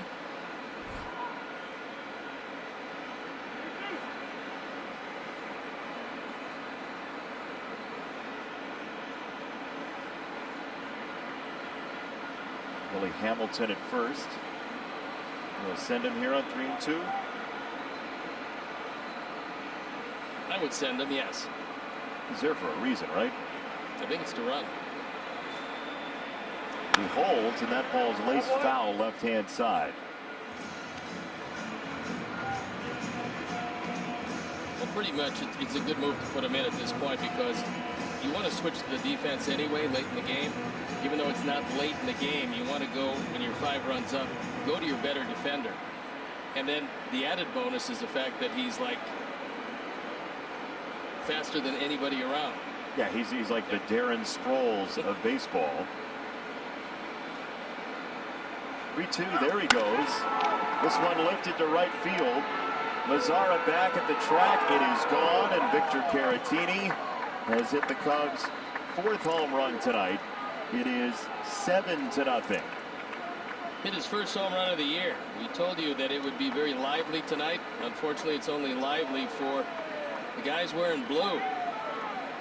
First home run, he's driven in 16 of them now, and it's been the Sox favorite weapon used against him. This ball is out over the plate. It's a fastball. Ford home run replay. It just keeps on going. Well, look, the Sox have had very little luck avoiding the home run ball tonight. So maybe, just maybe, for those of you watching at home and you're looking for a bright side to your night, the Sox Split raffle at whitesox.com/Sox Split is up to $195,000 of the jackpot. So maybe your luck will change if you join in the Sox Split raffle tonight. Yeah, that would certainly turn your luck around. Make everything a little bit smilier in your household. I don't doubt that for a minute. 1 ball and 2 strikes on Jason Kipnis. So whitesox.com/Sox Split is where you can get to the Sox Split raffle. The Cubs have 2 catchers in the lineup, 1 DHing. They both have home runs. And that's a ball for a changeup, 2-2.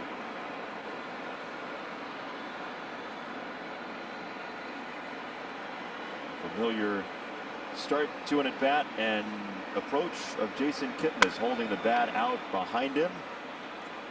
And now he pops the ball to right, and Nomar Mazara. 1 down. Here's your Sox Files answer from earlier. Which Sox player is this? Led the AL and NL in hits. It's 1 dog, Lance Johnson singular, Canis Lupus Familiaris. Canis being dog. Canis Major, the dog star. And Lupus? It's not Lupus, Jerry. 1 down for Gio Gonzalez to throw ball 1 to Nico Horner. I got trapped with the Lupus thing. You did? Yeah. Yeah. 1 dog. Lance Johnson was 1 dog. So the singular Canis Lupus Familiaris. 1-0. No, sir. 2 balls, no strikes to Nico Horner, who got his first major league call-up It was after the minor league baseball season, so he was sitting at home, and the Cubs needed a guy. So rarely is the circumstance where somebody is sitting on the couch with their parents, or their mom in this case for Nico Hoerner, and you get the phone call and you turn to your mom, you say, "Mom, I'm going to the big leagues." Usually you're in like Buffalo or Rochester or Allentown or Vegas or something. Yeah, get the call. That's probably a pretty good phone call. You think that was a call? He's getting it again. Somebody, yeah. Yeah, the Hoerner family. Phone Their son's cam. up. You know, we don't have a lot of access to coaches and players, but we can ask them once a game to reach for the phone just to make a beautiful visual sequence for us. It's a nice perk. Check swing, no go, says Angel Hernandez.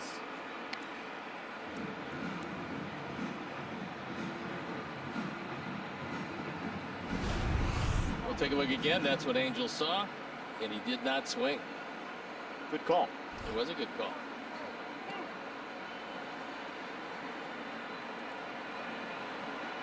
Three and two. In the air, right center. Robert on the move into the alley, and he makes the catch. Count on King Heating, Cooling, and Plumbing to bring the heat this winter. You're going to need that, so remember that. They're your comfort systems experts in the Chicagoland area. King delivers award-winning service at a fair price. Schedule your furnace tune-up today at kingheating.com. You know it's September in baseball season when the King Heating people are on the telecast. Going to get a little chilly coming up in a bit.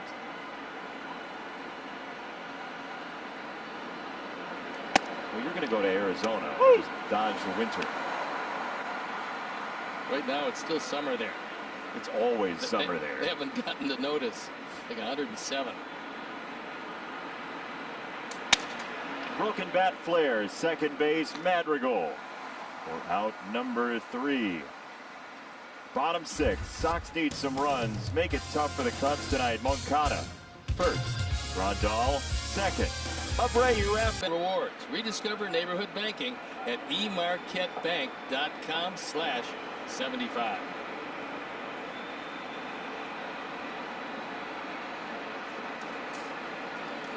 First pitch here. Popped up by Moncada. Foul ground third base side, and Nico Hoerner for out number 1. By the way, I haven't been home for a while, so we've not had home run balls to give away to anybody. But Chuck Gentile, a 36-year-old, 36-year. Do you think I'd figure it out by the end of the season that it's not their age, it's how long they've had season tickets? No, he's a 36-year-old who's had season tickets for 36 You years. think It's I really might astonishing. Figure out the shorthand by game like 60 or so. Chuck, you are a 36-year season ticket holder from LaGrange Park, and you get the home run ball from September 17th, and I will be taking all those literacy classes, which I can't even say, in the offseason. Strike 1 to Grandal. That went well. I told you it was a long road trip. Oh, boy. Something about Ohio. It was tough.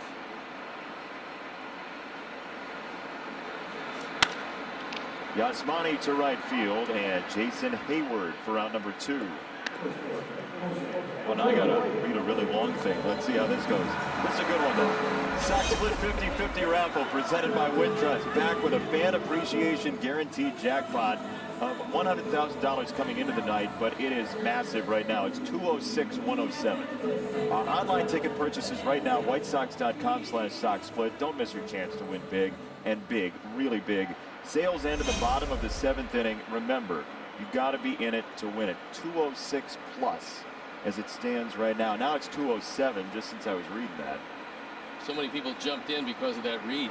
It's a classic read. They jumped in because they felt sorry for how little I'm able to read on Chuck's season ticket holder situation. Hi, Chuck. Strike 1 on Abreu, who's 0 for 2 tonight.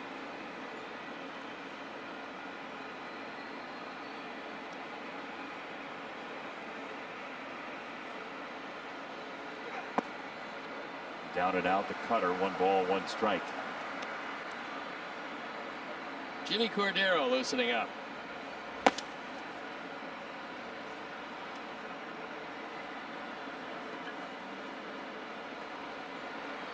I wish I knew where Jose ranked. You do? Yeah.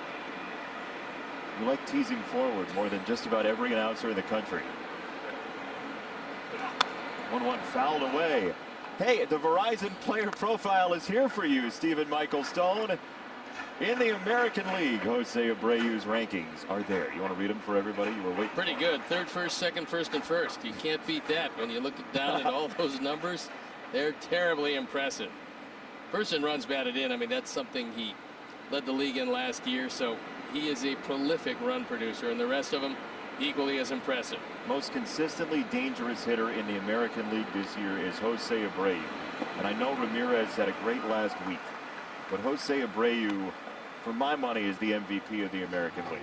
I think he has pulled away and has it solidly, and we'll have to see how the voting goes. But from start to finish, if you're looking at one guy who's contributed the most to his ball club, it would be Jose.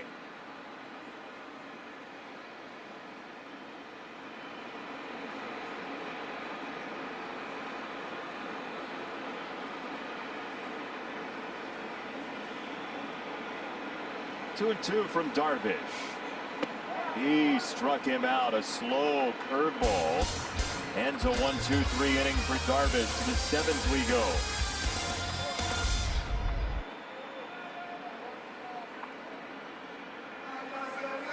Half the season. 568. 1-2 record. 9 holds. And control's been pretty good. Only 8 walks and 25 1/3. I have a question for you. Certainly. We're watching the scoreboard, obviously, for playoff races and things like that, because there's the expanded playoffs this year. And I know the league did everything it could to make it fair and to put the 16 teams in to give more teams a shot this season, considering the 60-game schedule and everything that comes along with that. This is a hypothetical for future years. What would you change? As there's a pop-up on the infield, and this is going to drop in front of Tim, who's got to hustle it over, and he makes a nice play for out number 1. Nice play by Tim there. It was a very nice play. I mean, there's not much you can do with this except come get it. You know you can't get it on a fly, and then you got to hurry up, and he gets it there just in time. I think what's going to happen, and I think it's probably as soon as next year, I don't think they'll stay with 16. I think they'll go to 14. And that way you could put a premium on winning the division and have your wild card teams still. To me, the best record in the league should get a bye. This year there are no byes. So, I mean, you want to put a premium on winning the division. I think that's what's going to happen. I think it'll be 14. I have a question for you, a suggestion that I'd like to hear your thoughts on. Sure. And it's a little outside the box. Well, of course it is. If you're willing to examine it. I am. Or at least not say no out of hand. Far be it from me to ever do that to any of your outlandish suggestions. Okay, so it's starting already, which is nice, with the modifier outlandish, which I'm grateful for. As that one hits Contreras after the home run and the bat flip earlier, the Cubs dugout is yelling at Cordero. Dan Bellino says, stay in the dugout, everybody. The umpires are going to come together and they'll talk it over. Contreras gets hit by the pitch. The umpires immediately went to the Cubs dugout and said, stay there, do not do anything. They're going to talk it over, and we will see what ends up happening. In a 7-0 game, Cordero hits Contreras.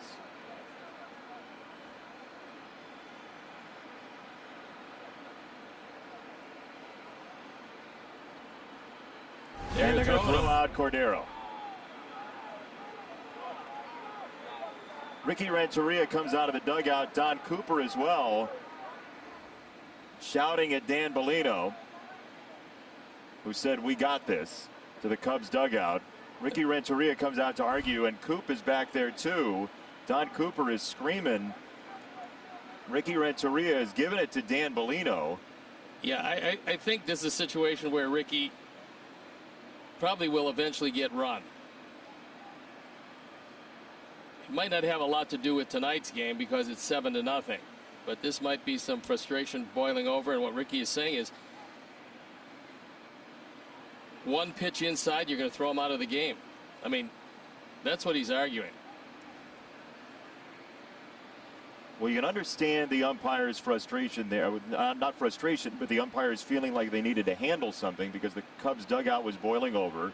Ricky says it's just one pitch, so he's screaming at the umpiring crew. And the other thing about this is specific to this season, that the umpires are following teams around because of staying regional. The Sox have had this same umpiring crew for 3 series out of 4. And when you have the same people working together, and it's Angel Hernandez who's really getting a face full now from Ricky Renteria, you have the same people. This ends up not being about this specific situation. As you said, it's about previous spots. I think this is some frustration taken out, and Don Cooper wants to follow Angel, and I think that Ricky probably argues long enough to get tossed. We'll see. Now Ricky's going to go back out to Dan Bellino. Well, I don't think you want to put your hands on him. Yeah. I think that's one thing that you want to get out of the arsenal. Ricky Renteria is incensed with Dan Bellino.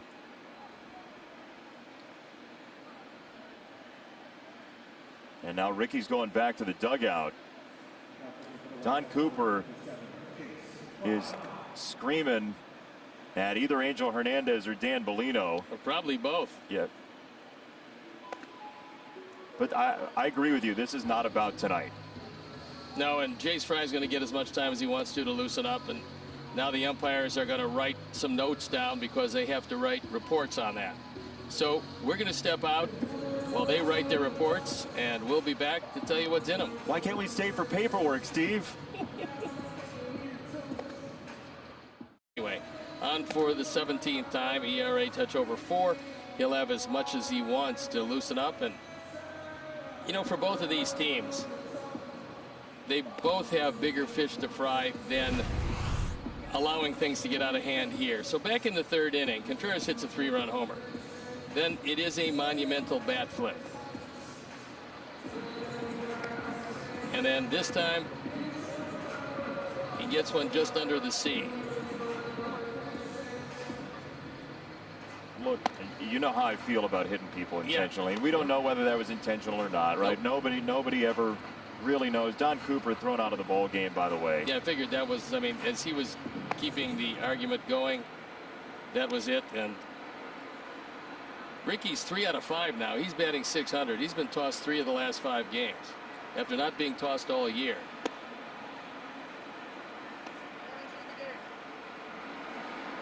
Dan Bellino has just warned each bench, and he said for the rest of the game.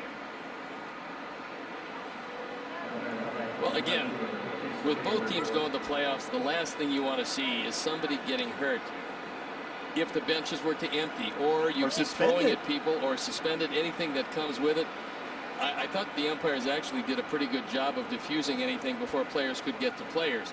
One thing, you know, you can throw out managers, you can throw out pitching coaches, whatever the case may be. You just don't want to see the players congregating and then somebody gets hurt. Oh, yeah. Especially also in a year when there have been massive suspensions for benches clearing situations within the parameters of COVID-19 and a national and international pandemic, as the Indians have just tied Pittsburgh in the bottom of the 9th inning. So Cleveland continues to do what they do. As this is a long fly ball by Hayward to right field, Mazara and Robert. And Luis Robert makes the catch. Contreras heads to second base and claps big time and looks at his dugout. So this series, which was already interesting for playoff positioning, now has a ton of emotion inside of it. And Tim Anderson talking to Wilson Contreras, and we know how Tim feels about all this stuff after everything with Kansas City last year. Last thing Tim wants to see is somebody getting hit for expressing themselves. Yes.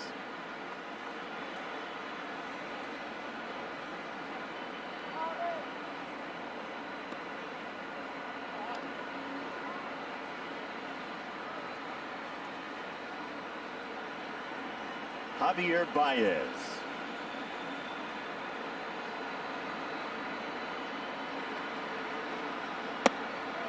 Ball 1.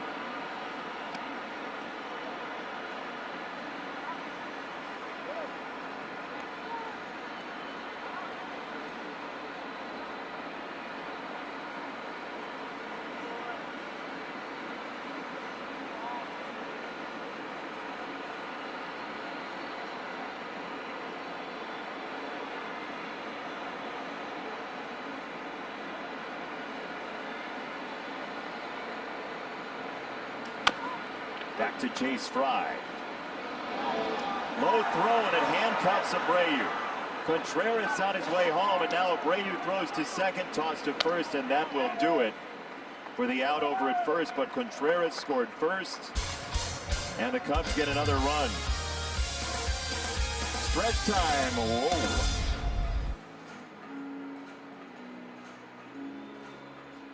Whoa. Here, 8-0, as Yu Darvish has ball one for Edwin Encarnacion. Wild night at the old ballpark tonight. It certainly is that, and you wonder how many pitches David Ross wants Darvish to throw. He's their first game starter on Wednesday, but if you can save him some pitches, and this one, at this point, the Sox haven't shown a whole lot of comeback in them, certainly against Darvish, but they got a bullpen full of guys. We'll see how long Darvish stays in.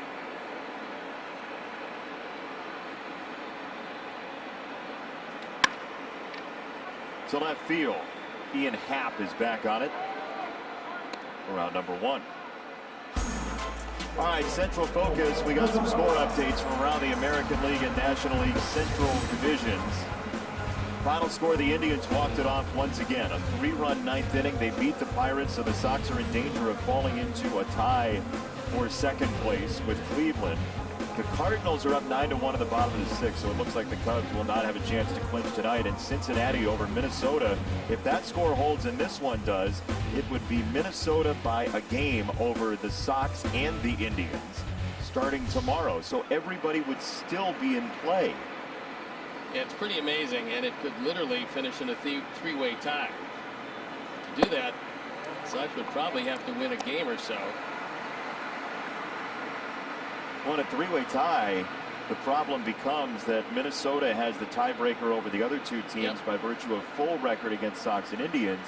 And then the Indians have the second place tiebreaker over the Sox. So a three-way tie would mean the Sox finish in third in the Central and become the 7th seed. And you might play Minnesota, depending on how the Twins and A's finish. Well, we know one thing. Cincinnati is a really good baseball team right now. And there's not a whole lot of teams dying to see that pitching staff in a short series. Because you're going to get Sonny Gray is back throwing well. He's likely to throw on Sunday. But you can imagine getting Bauer, either Gray or Castillo, and the other guy in the third game. I mean, that's tough to handle for any team. And that's including the Dodgers.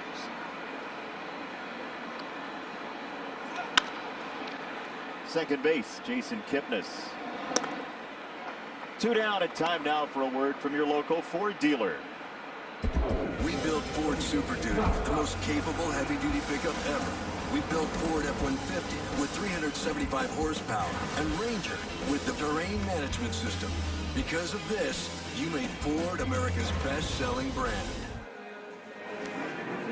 He's Steve Stone. I'm Jason Benetti. We're glad to have you along tonight as the Cubs have put up 8 in the series opener. And the hope is Luis Roberts' base hit in the 5th inning gets him unstuck.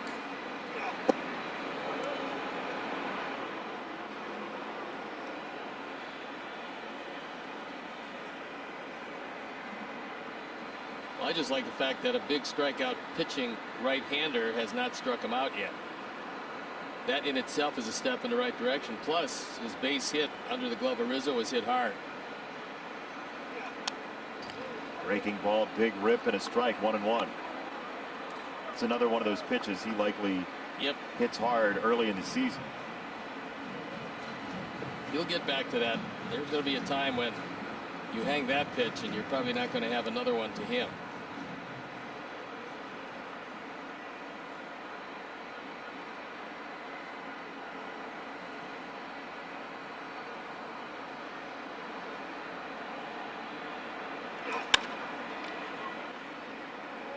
Hayward in right has the catch. We'll go to the 8th inning.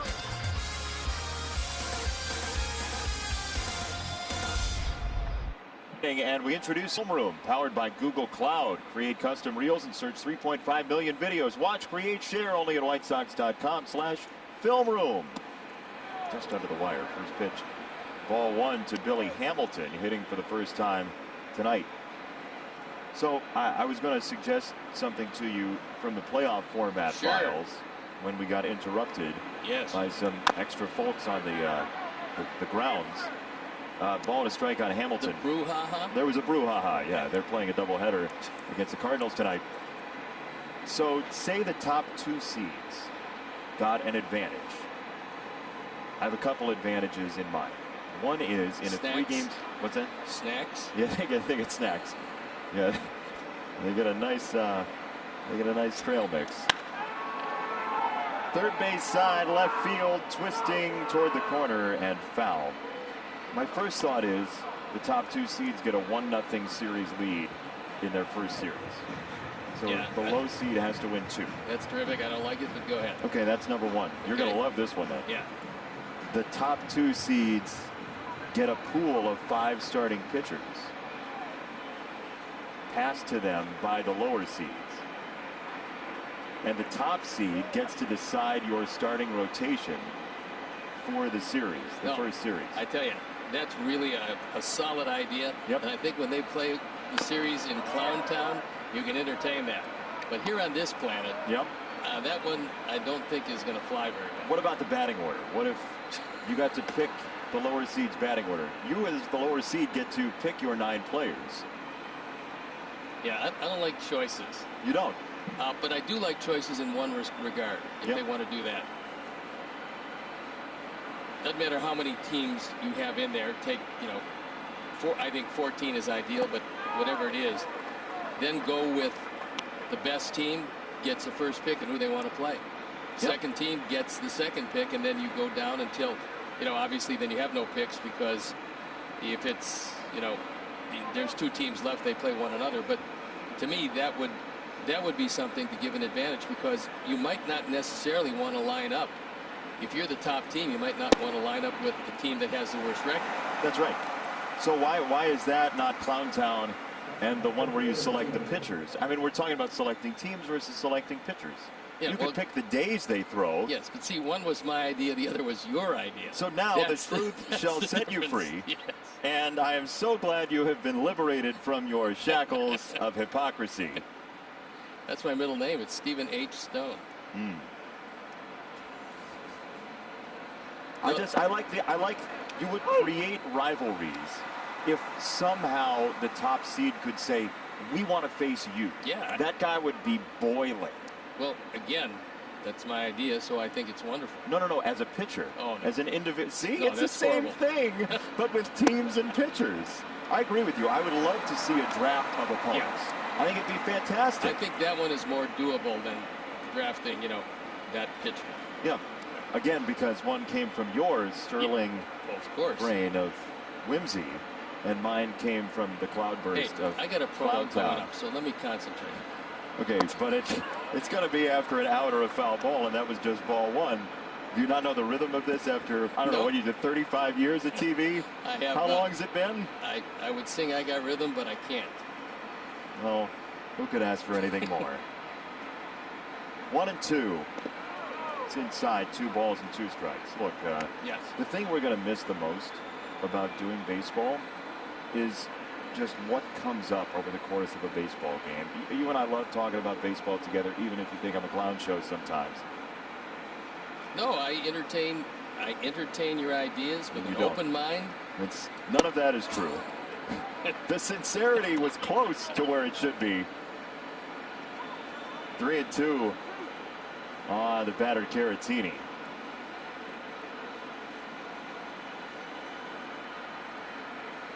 White Sox Sal just asked, is it raining in Clown Town? Thanks, Sal. Much appreciated. Ball 4. Do your promo. Stream comedy, drama, sports, news, and reality, and not in Clown Town, but right here. Watch for free. Upgrade for more at PeacockTV.com. You're banned from Clown Town. You were going to set up one of your restaurants in Clown Town. That's a tough ban.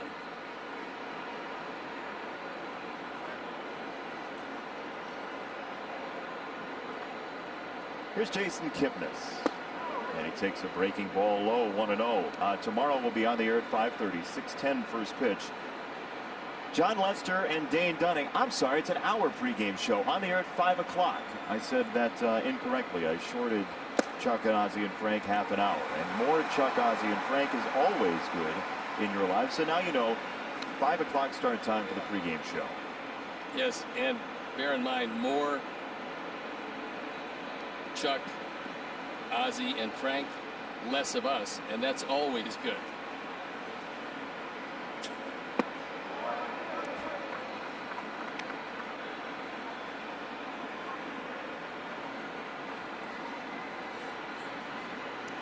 Sometimes not speaking is the best solution. You think silence is golden?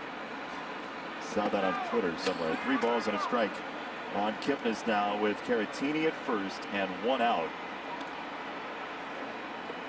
Look, you said it earlier today. You were chatting with the great Danny Parkins on the radio with Leila Rahimi. And look, you said the most important games the Sox are going to play start Tuesday. And that is still true, even though you'd like to perform better down the stretch. Yeah, there's no doubt. This team would like to close playing really good, solid baseball.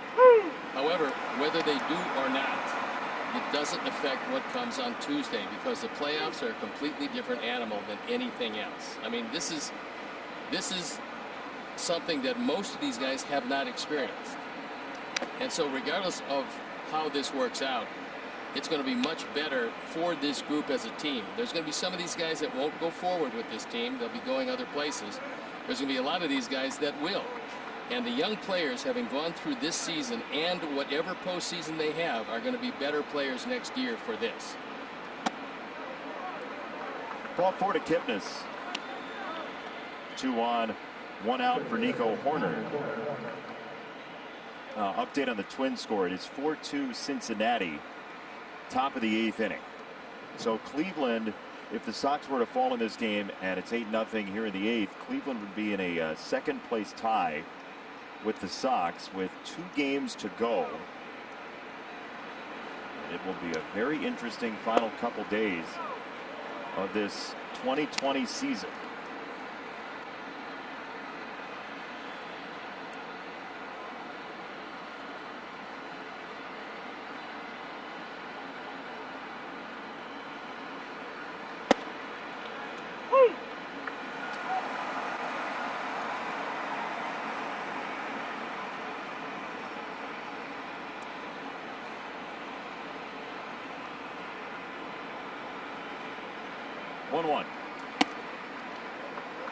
That's a little bit high. 2-1.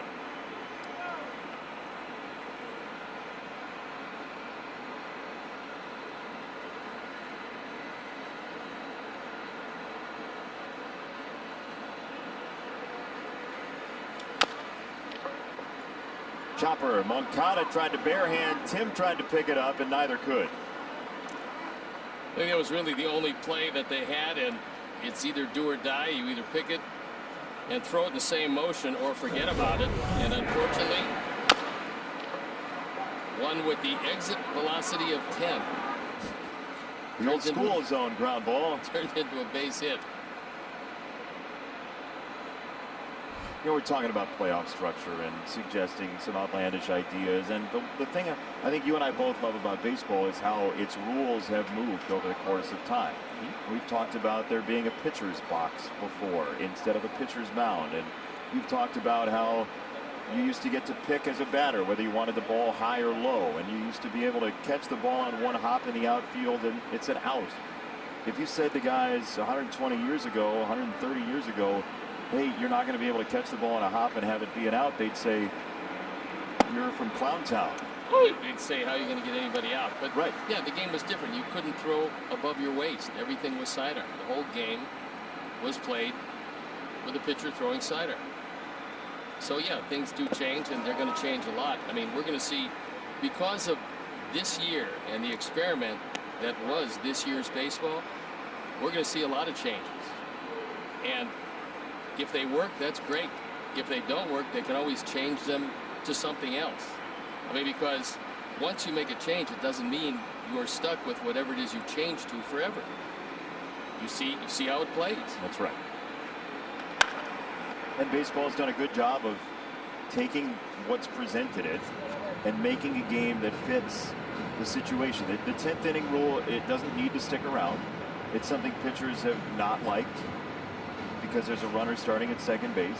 No guarantee it sticks around, but it's here for a purpose this year. Yeah, and you give it a try, you see what happens. All of the rules, all of the changes won't be implemented next year, but some of them certainly will be. They can be, and they might not be. This is, we've heard from any number of people that this is a one-year get through this season. I mean, there's an international pandemic, and we're trying to play as safe a season as possible. I do believe we're going to see the designated hitter in both leagues. You do? Yeah, I do. There might be some other things that they discard from this season, but we will see the DH. I'm pretty sure of that. Robert charging from center field. Luis comes in and makes the catch. Tag from third for Caratini, and he is saved. Yeah, the ball gets away.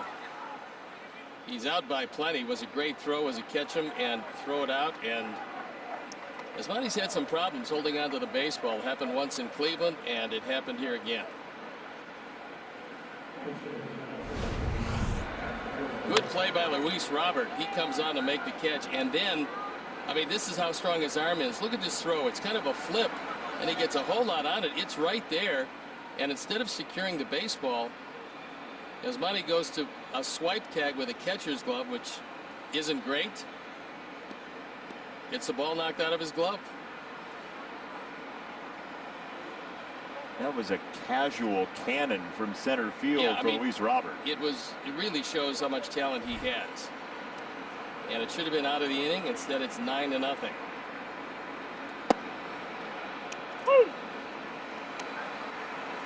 First pitch, strike one to the newcomer for the Cubs.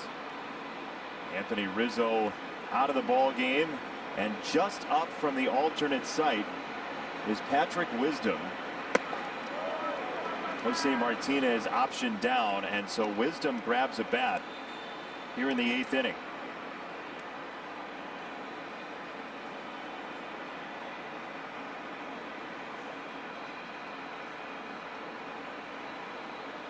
A couple of years worth in Major League Baseball, very short time, 86 plate appearances with the Cardinals 2 years ago and the Rangers last year.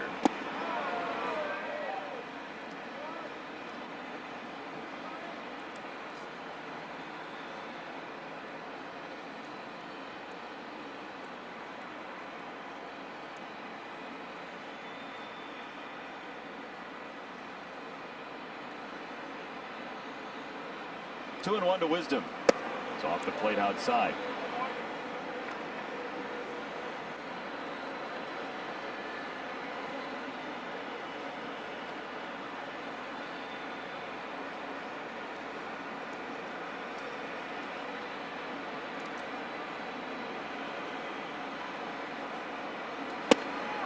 Swing and a miss, 3-2 on Wisdom.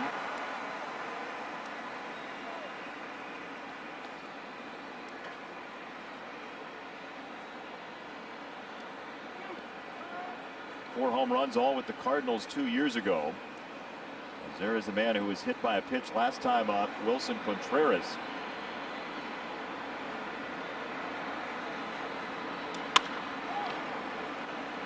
Center field and Robert. Luis is there for the final out of the top of the 8th. We'll go bottom 8.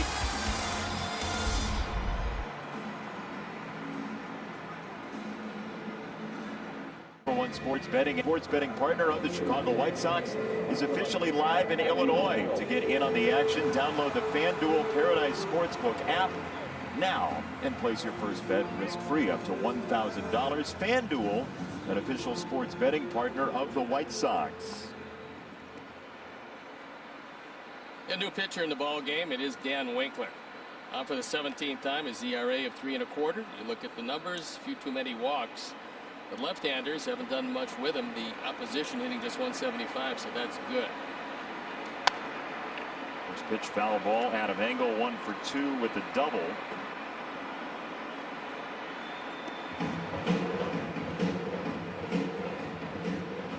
Cincinnati is up on Minnesota 4-2 in the bottom of the 8th inning, but the Twins have the tying run at the plate with Miguel Sano.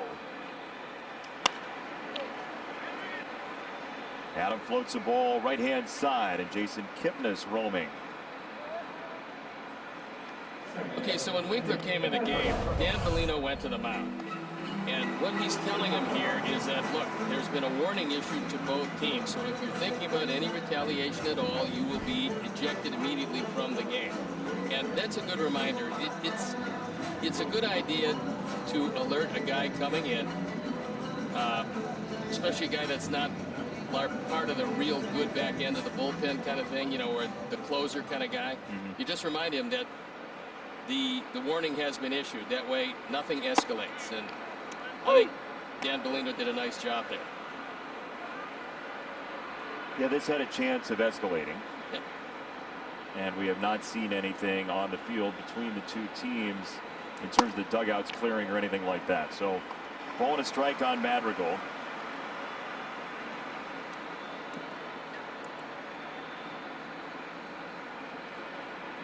Yu Darvish tonight, 7 innings, 3 hits, a walk, 5 strikeouts, and a great night in his season finale in the regular year for Yu Darvish. Yeah, when next he's seen, it's going to be Wednesday in the opener of the playoffs. To be determined exactly against who and where. Here's some breaking news from the Minnesota game. Byron Buxton was just hit by a pitch to lead off the 8th inning, and he came out for pinch runner Jake Cave. Well, then quite obviously, he got hit in a place that's going to put him out for a bit. Madrigal frustrated with this pop-up, and 2 down. Time to go to the studio. A preview of what's coming up on Subaru White Sox Postgame Live. Frank, Ozzie, Chuck, take it away.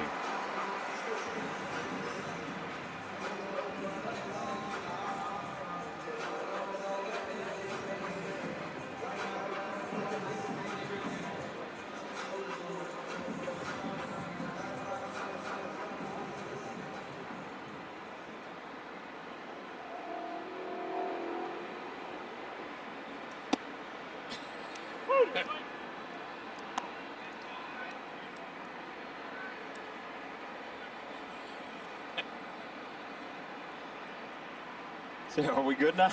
We good now or what? Can we come back to the ballpark, please? Are we good? I can't wait for the post-game show. There's going to be wild stuff going on in our posh downtown studios. 2 strikes to TA.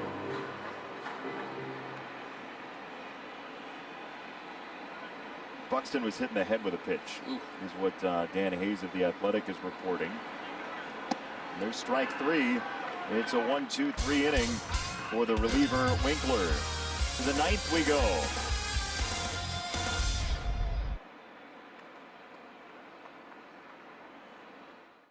Inning, Wilson Contreras with a home run and a bat flip to the stars. Looking to his dugout. There's the bat going flying and the ball going flying. So we move you along into the 7th inning, and Jimmy Cordero into the game. He hits Contreras. The Cubs dugout was very frustrated, animatedly so. Dan Bellino throws out Cordero, and then Ricky Renteria came out of the dugout. He's thrown out after the hit by pitch. And now Yolmer Sanchez is on the hill, and his first pitch is out of the ballpark. So Wilson Contreras has a home run off of Yolmer Sanchez in his first time as a major league pitcher. And it's 10-0 Cubs. Well, we'll take another look. Preferred home run replay. Yolmer can only get better. He's thrown 1 pitch, 1 home run.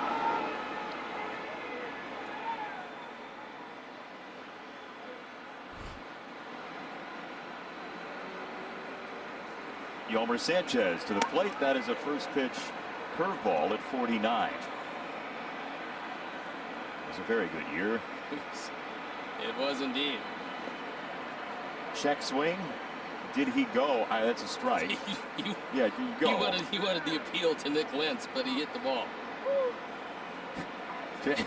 Credit to Jason Hayward. Yeah, got to pull anything out of the bag at that point.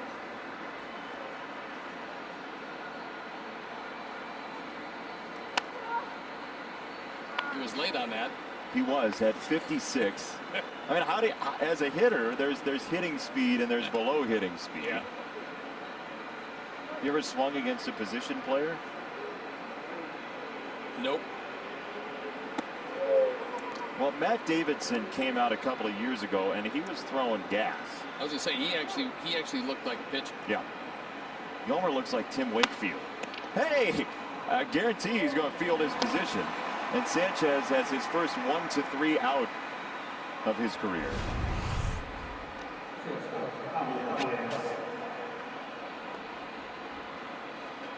So he makes the play. A position player have never pitched in this crosstown series. But there's a first tonight. But take a look at Baez hitting from the left side.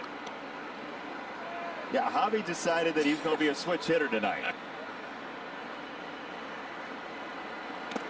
It is 0-2. Yes, if you're looking at the box score tomorrow and you come back and you watch the game to make sure it happened, yes, Yolmer Sanchez is pitching to left-handed Javi Baez. Right, and Rondell just got hit with the backswing. We just wanted to, by the way, we went soft focus with that shot for a second because it feels like a dream sequence. That one fades outside. Doesn't he look a little like Tim Wakefield? Yeah, without the knuckleball. But the easy delivery. To right field. Up the alleyway. Baez is going to stop at second base. He hit left-handed against Kyle Farmer of Cincinnati, and now he's hitting left-handed against Sanchez. And now he gets a double.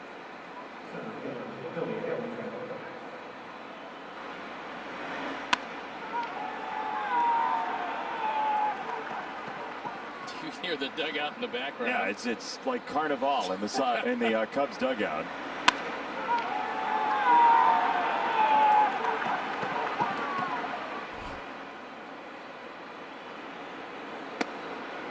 Taking on the first pitch, Billy Hamilton. His expression is not the only expression of its kind tonight. Popped up. There's one out.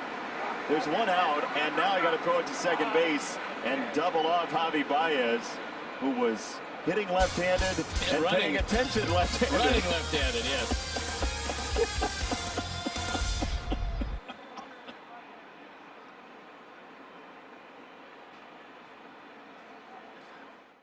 Today. Andrew Chafin comes in the ballgame out for the 14th time. His ERA is 7 3/4, just a little over 7.5.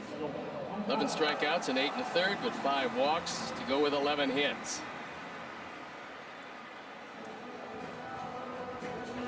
All right, Steve, people are tuning in. They look at the score. They know the Sox had a tough road trip. What's your state of the union here? Where do we stand? Well, first of all, you face one of the best pitchers in baseball tonight, and he just completely shut you down. So whether it's 5-0 or 10-0 or 8-0, you're not getting any runs, you're not getting any offense, and so you just write this one off. It's nothing you can do. We talked about coming into this that the meaningful games, although look, Sox fans want to beat the Cubs anytime they play them, whether it's spring training or during the season or in the World Series or anytime they run into them, they want to beat them.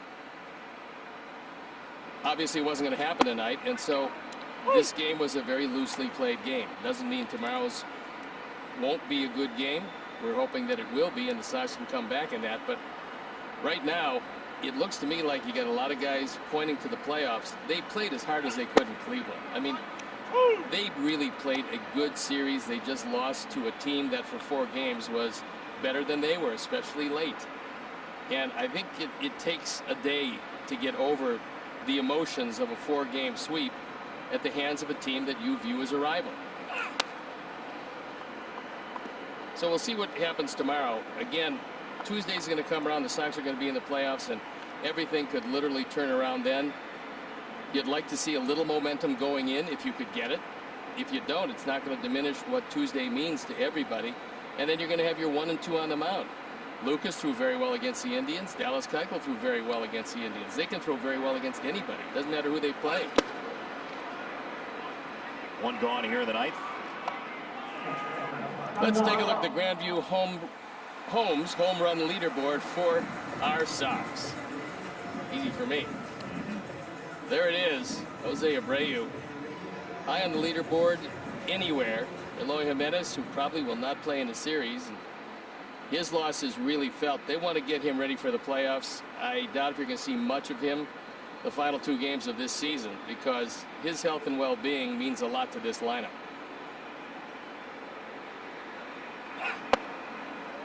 First pitch down, ball 1 to Yasmani Grandal. It's Dane Dunning and John Lester, the scheduled starters tomorrow in game 2 of this series. And for the first time in about 3 weeks, the Sox will see a left-handed starting pitcher.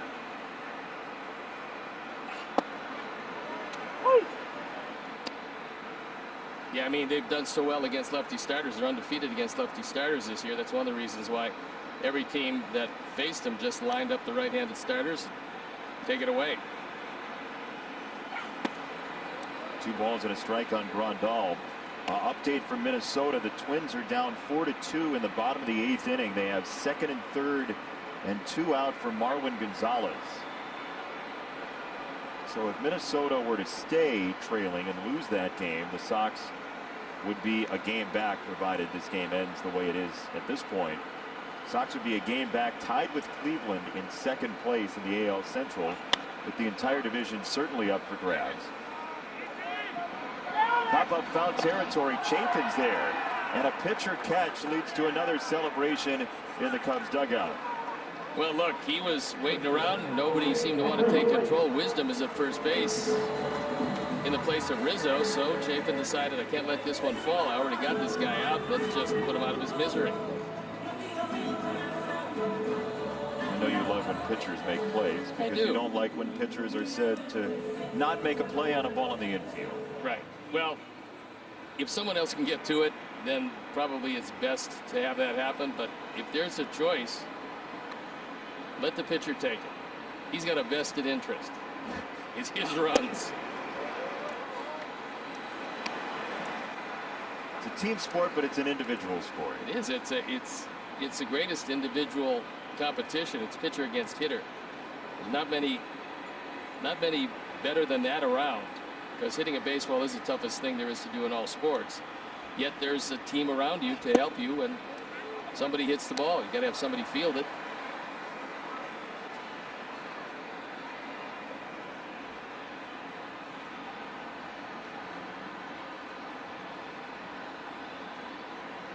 Two 2-0 on a Jose Abreu.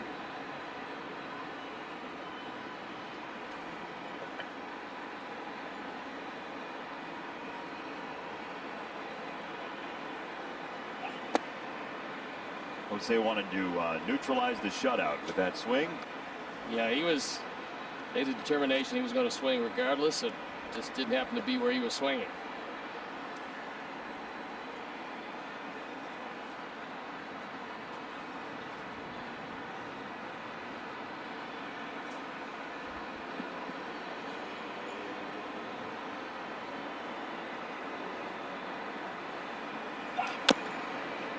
Big chopper, foul, third base side, 2-2.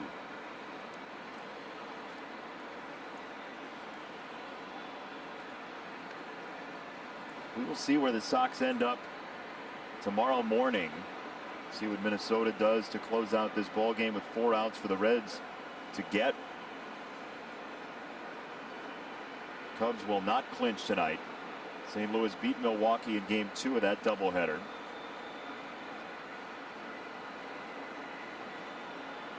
To third, Nico Hoerner from the corner ends the ball game. Cubs win 10-0 in this series opener. Let's take a look at the last 2 games for Volkswagen. And there they are, 2 left. And then Monday off for everybody, and the American League starts on Tuesday. So it's the Cubs tomorrow at 6:10, then it's Sunday at 2:10, and then that's it. Then this very strange season will have come to an end. In the meantime, this was all Cubs tonight. They took it away early. They had a wonderful pitching job by Hugh Darvish, and Not much you can say. 10-0, all Cubs. Yeah, it's re-rack it, do it again tomorrow. John Lester will be on the mound for the Cubs. Dane Dunning will be on the mound for the Sox. And we'll see if the Sox can continue.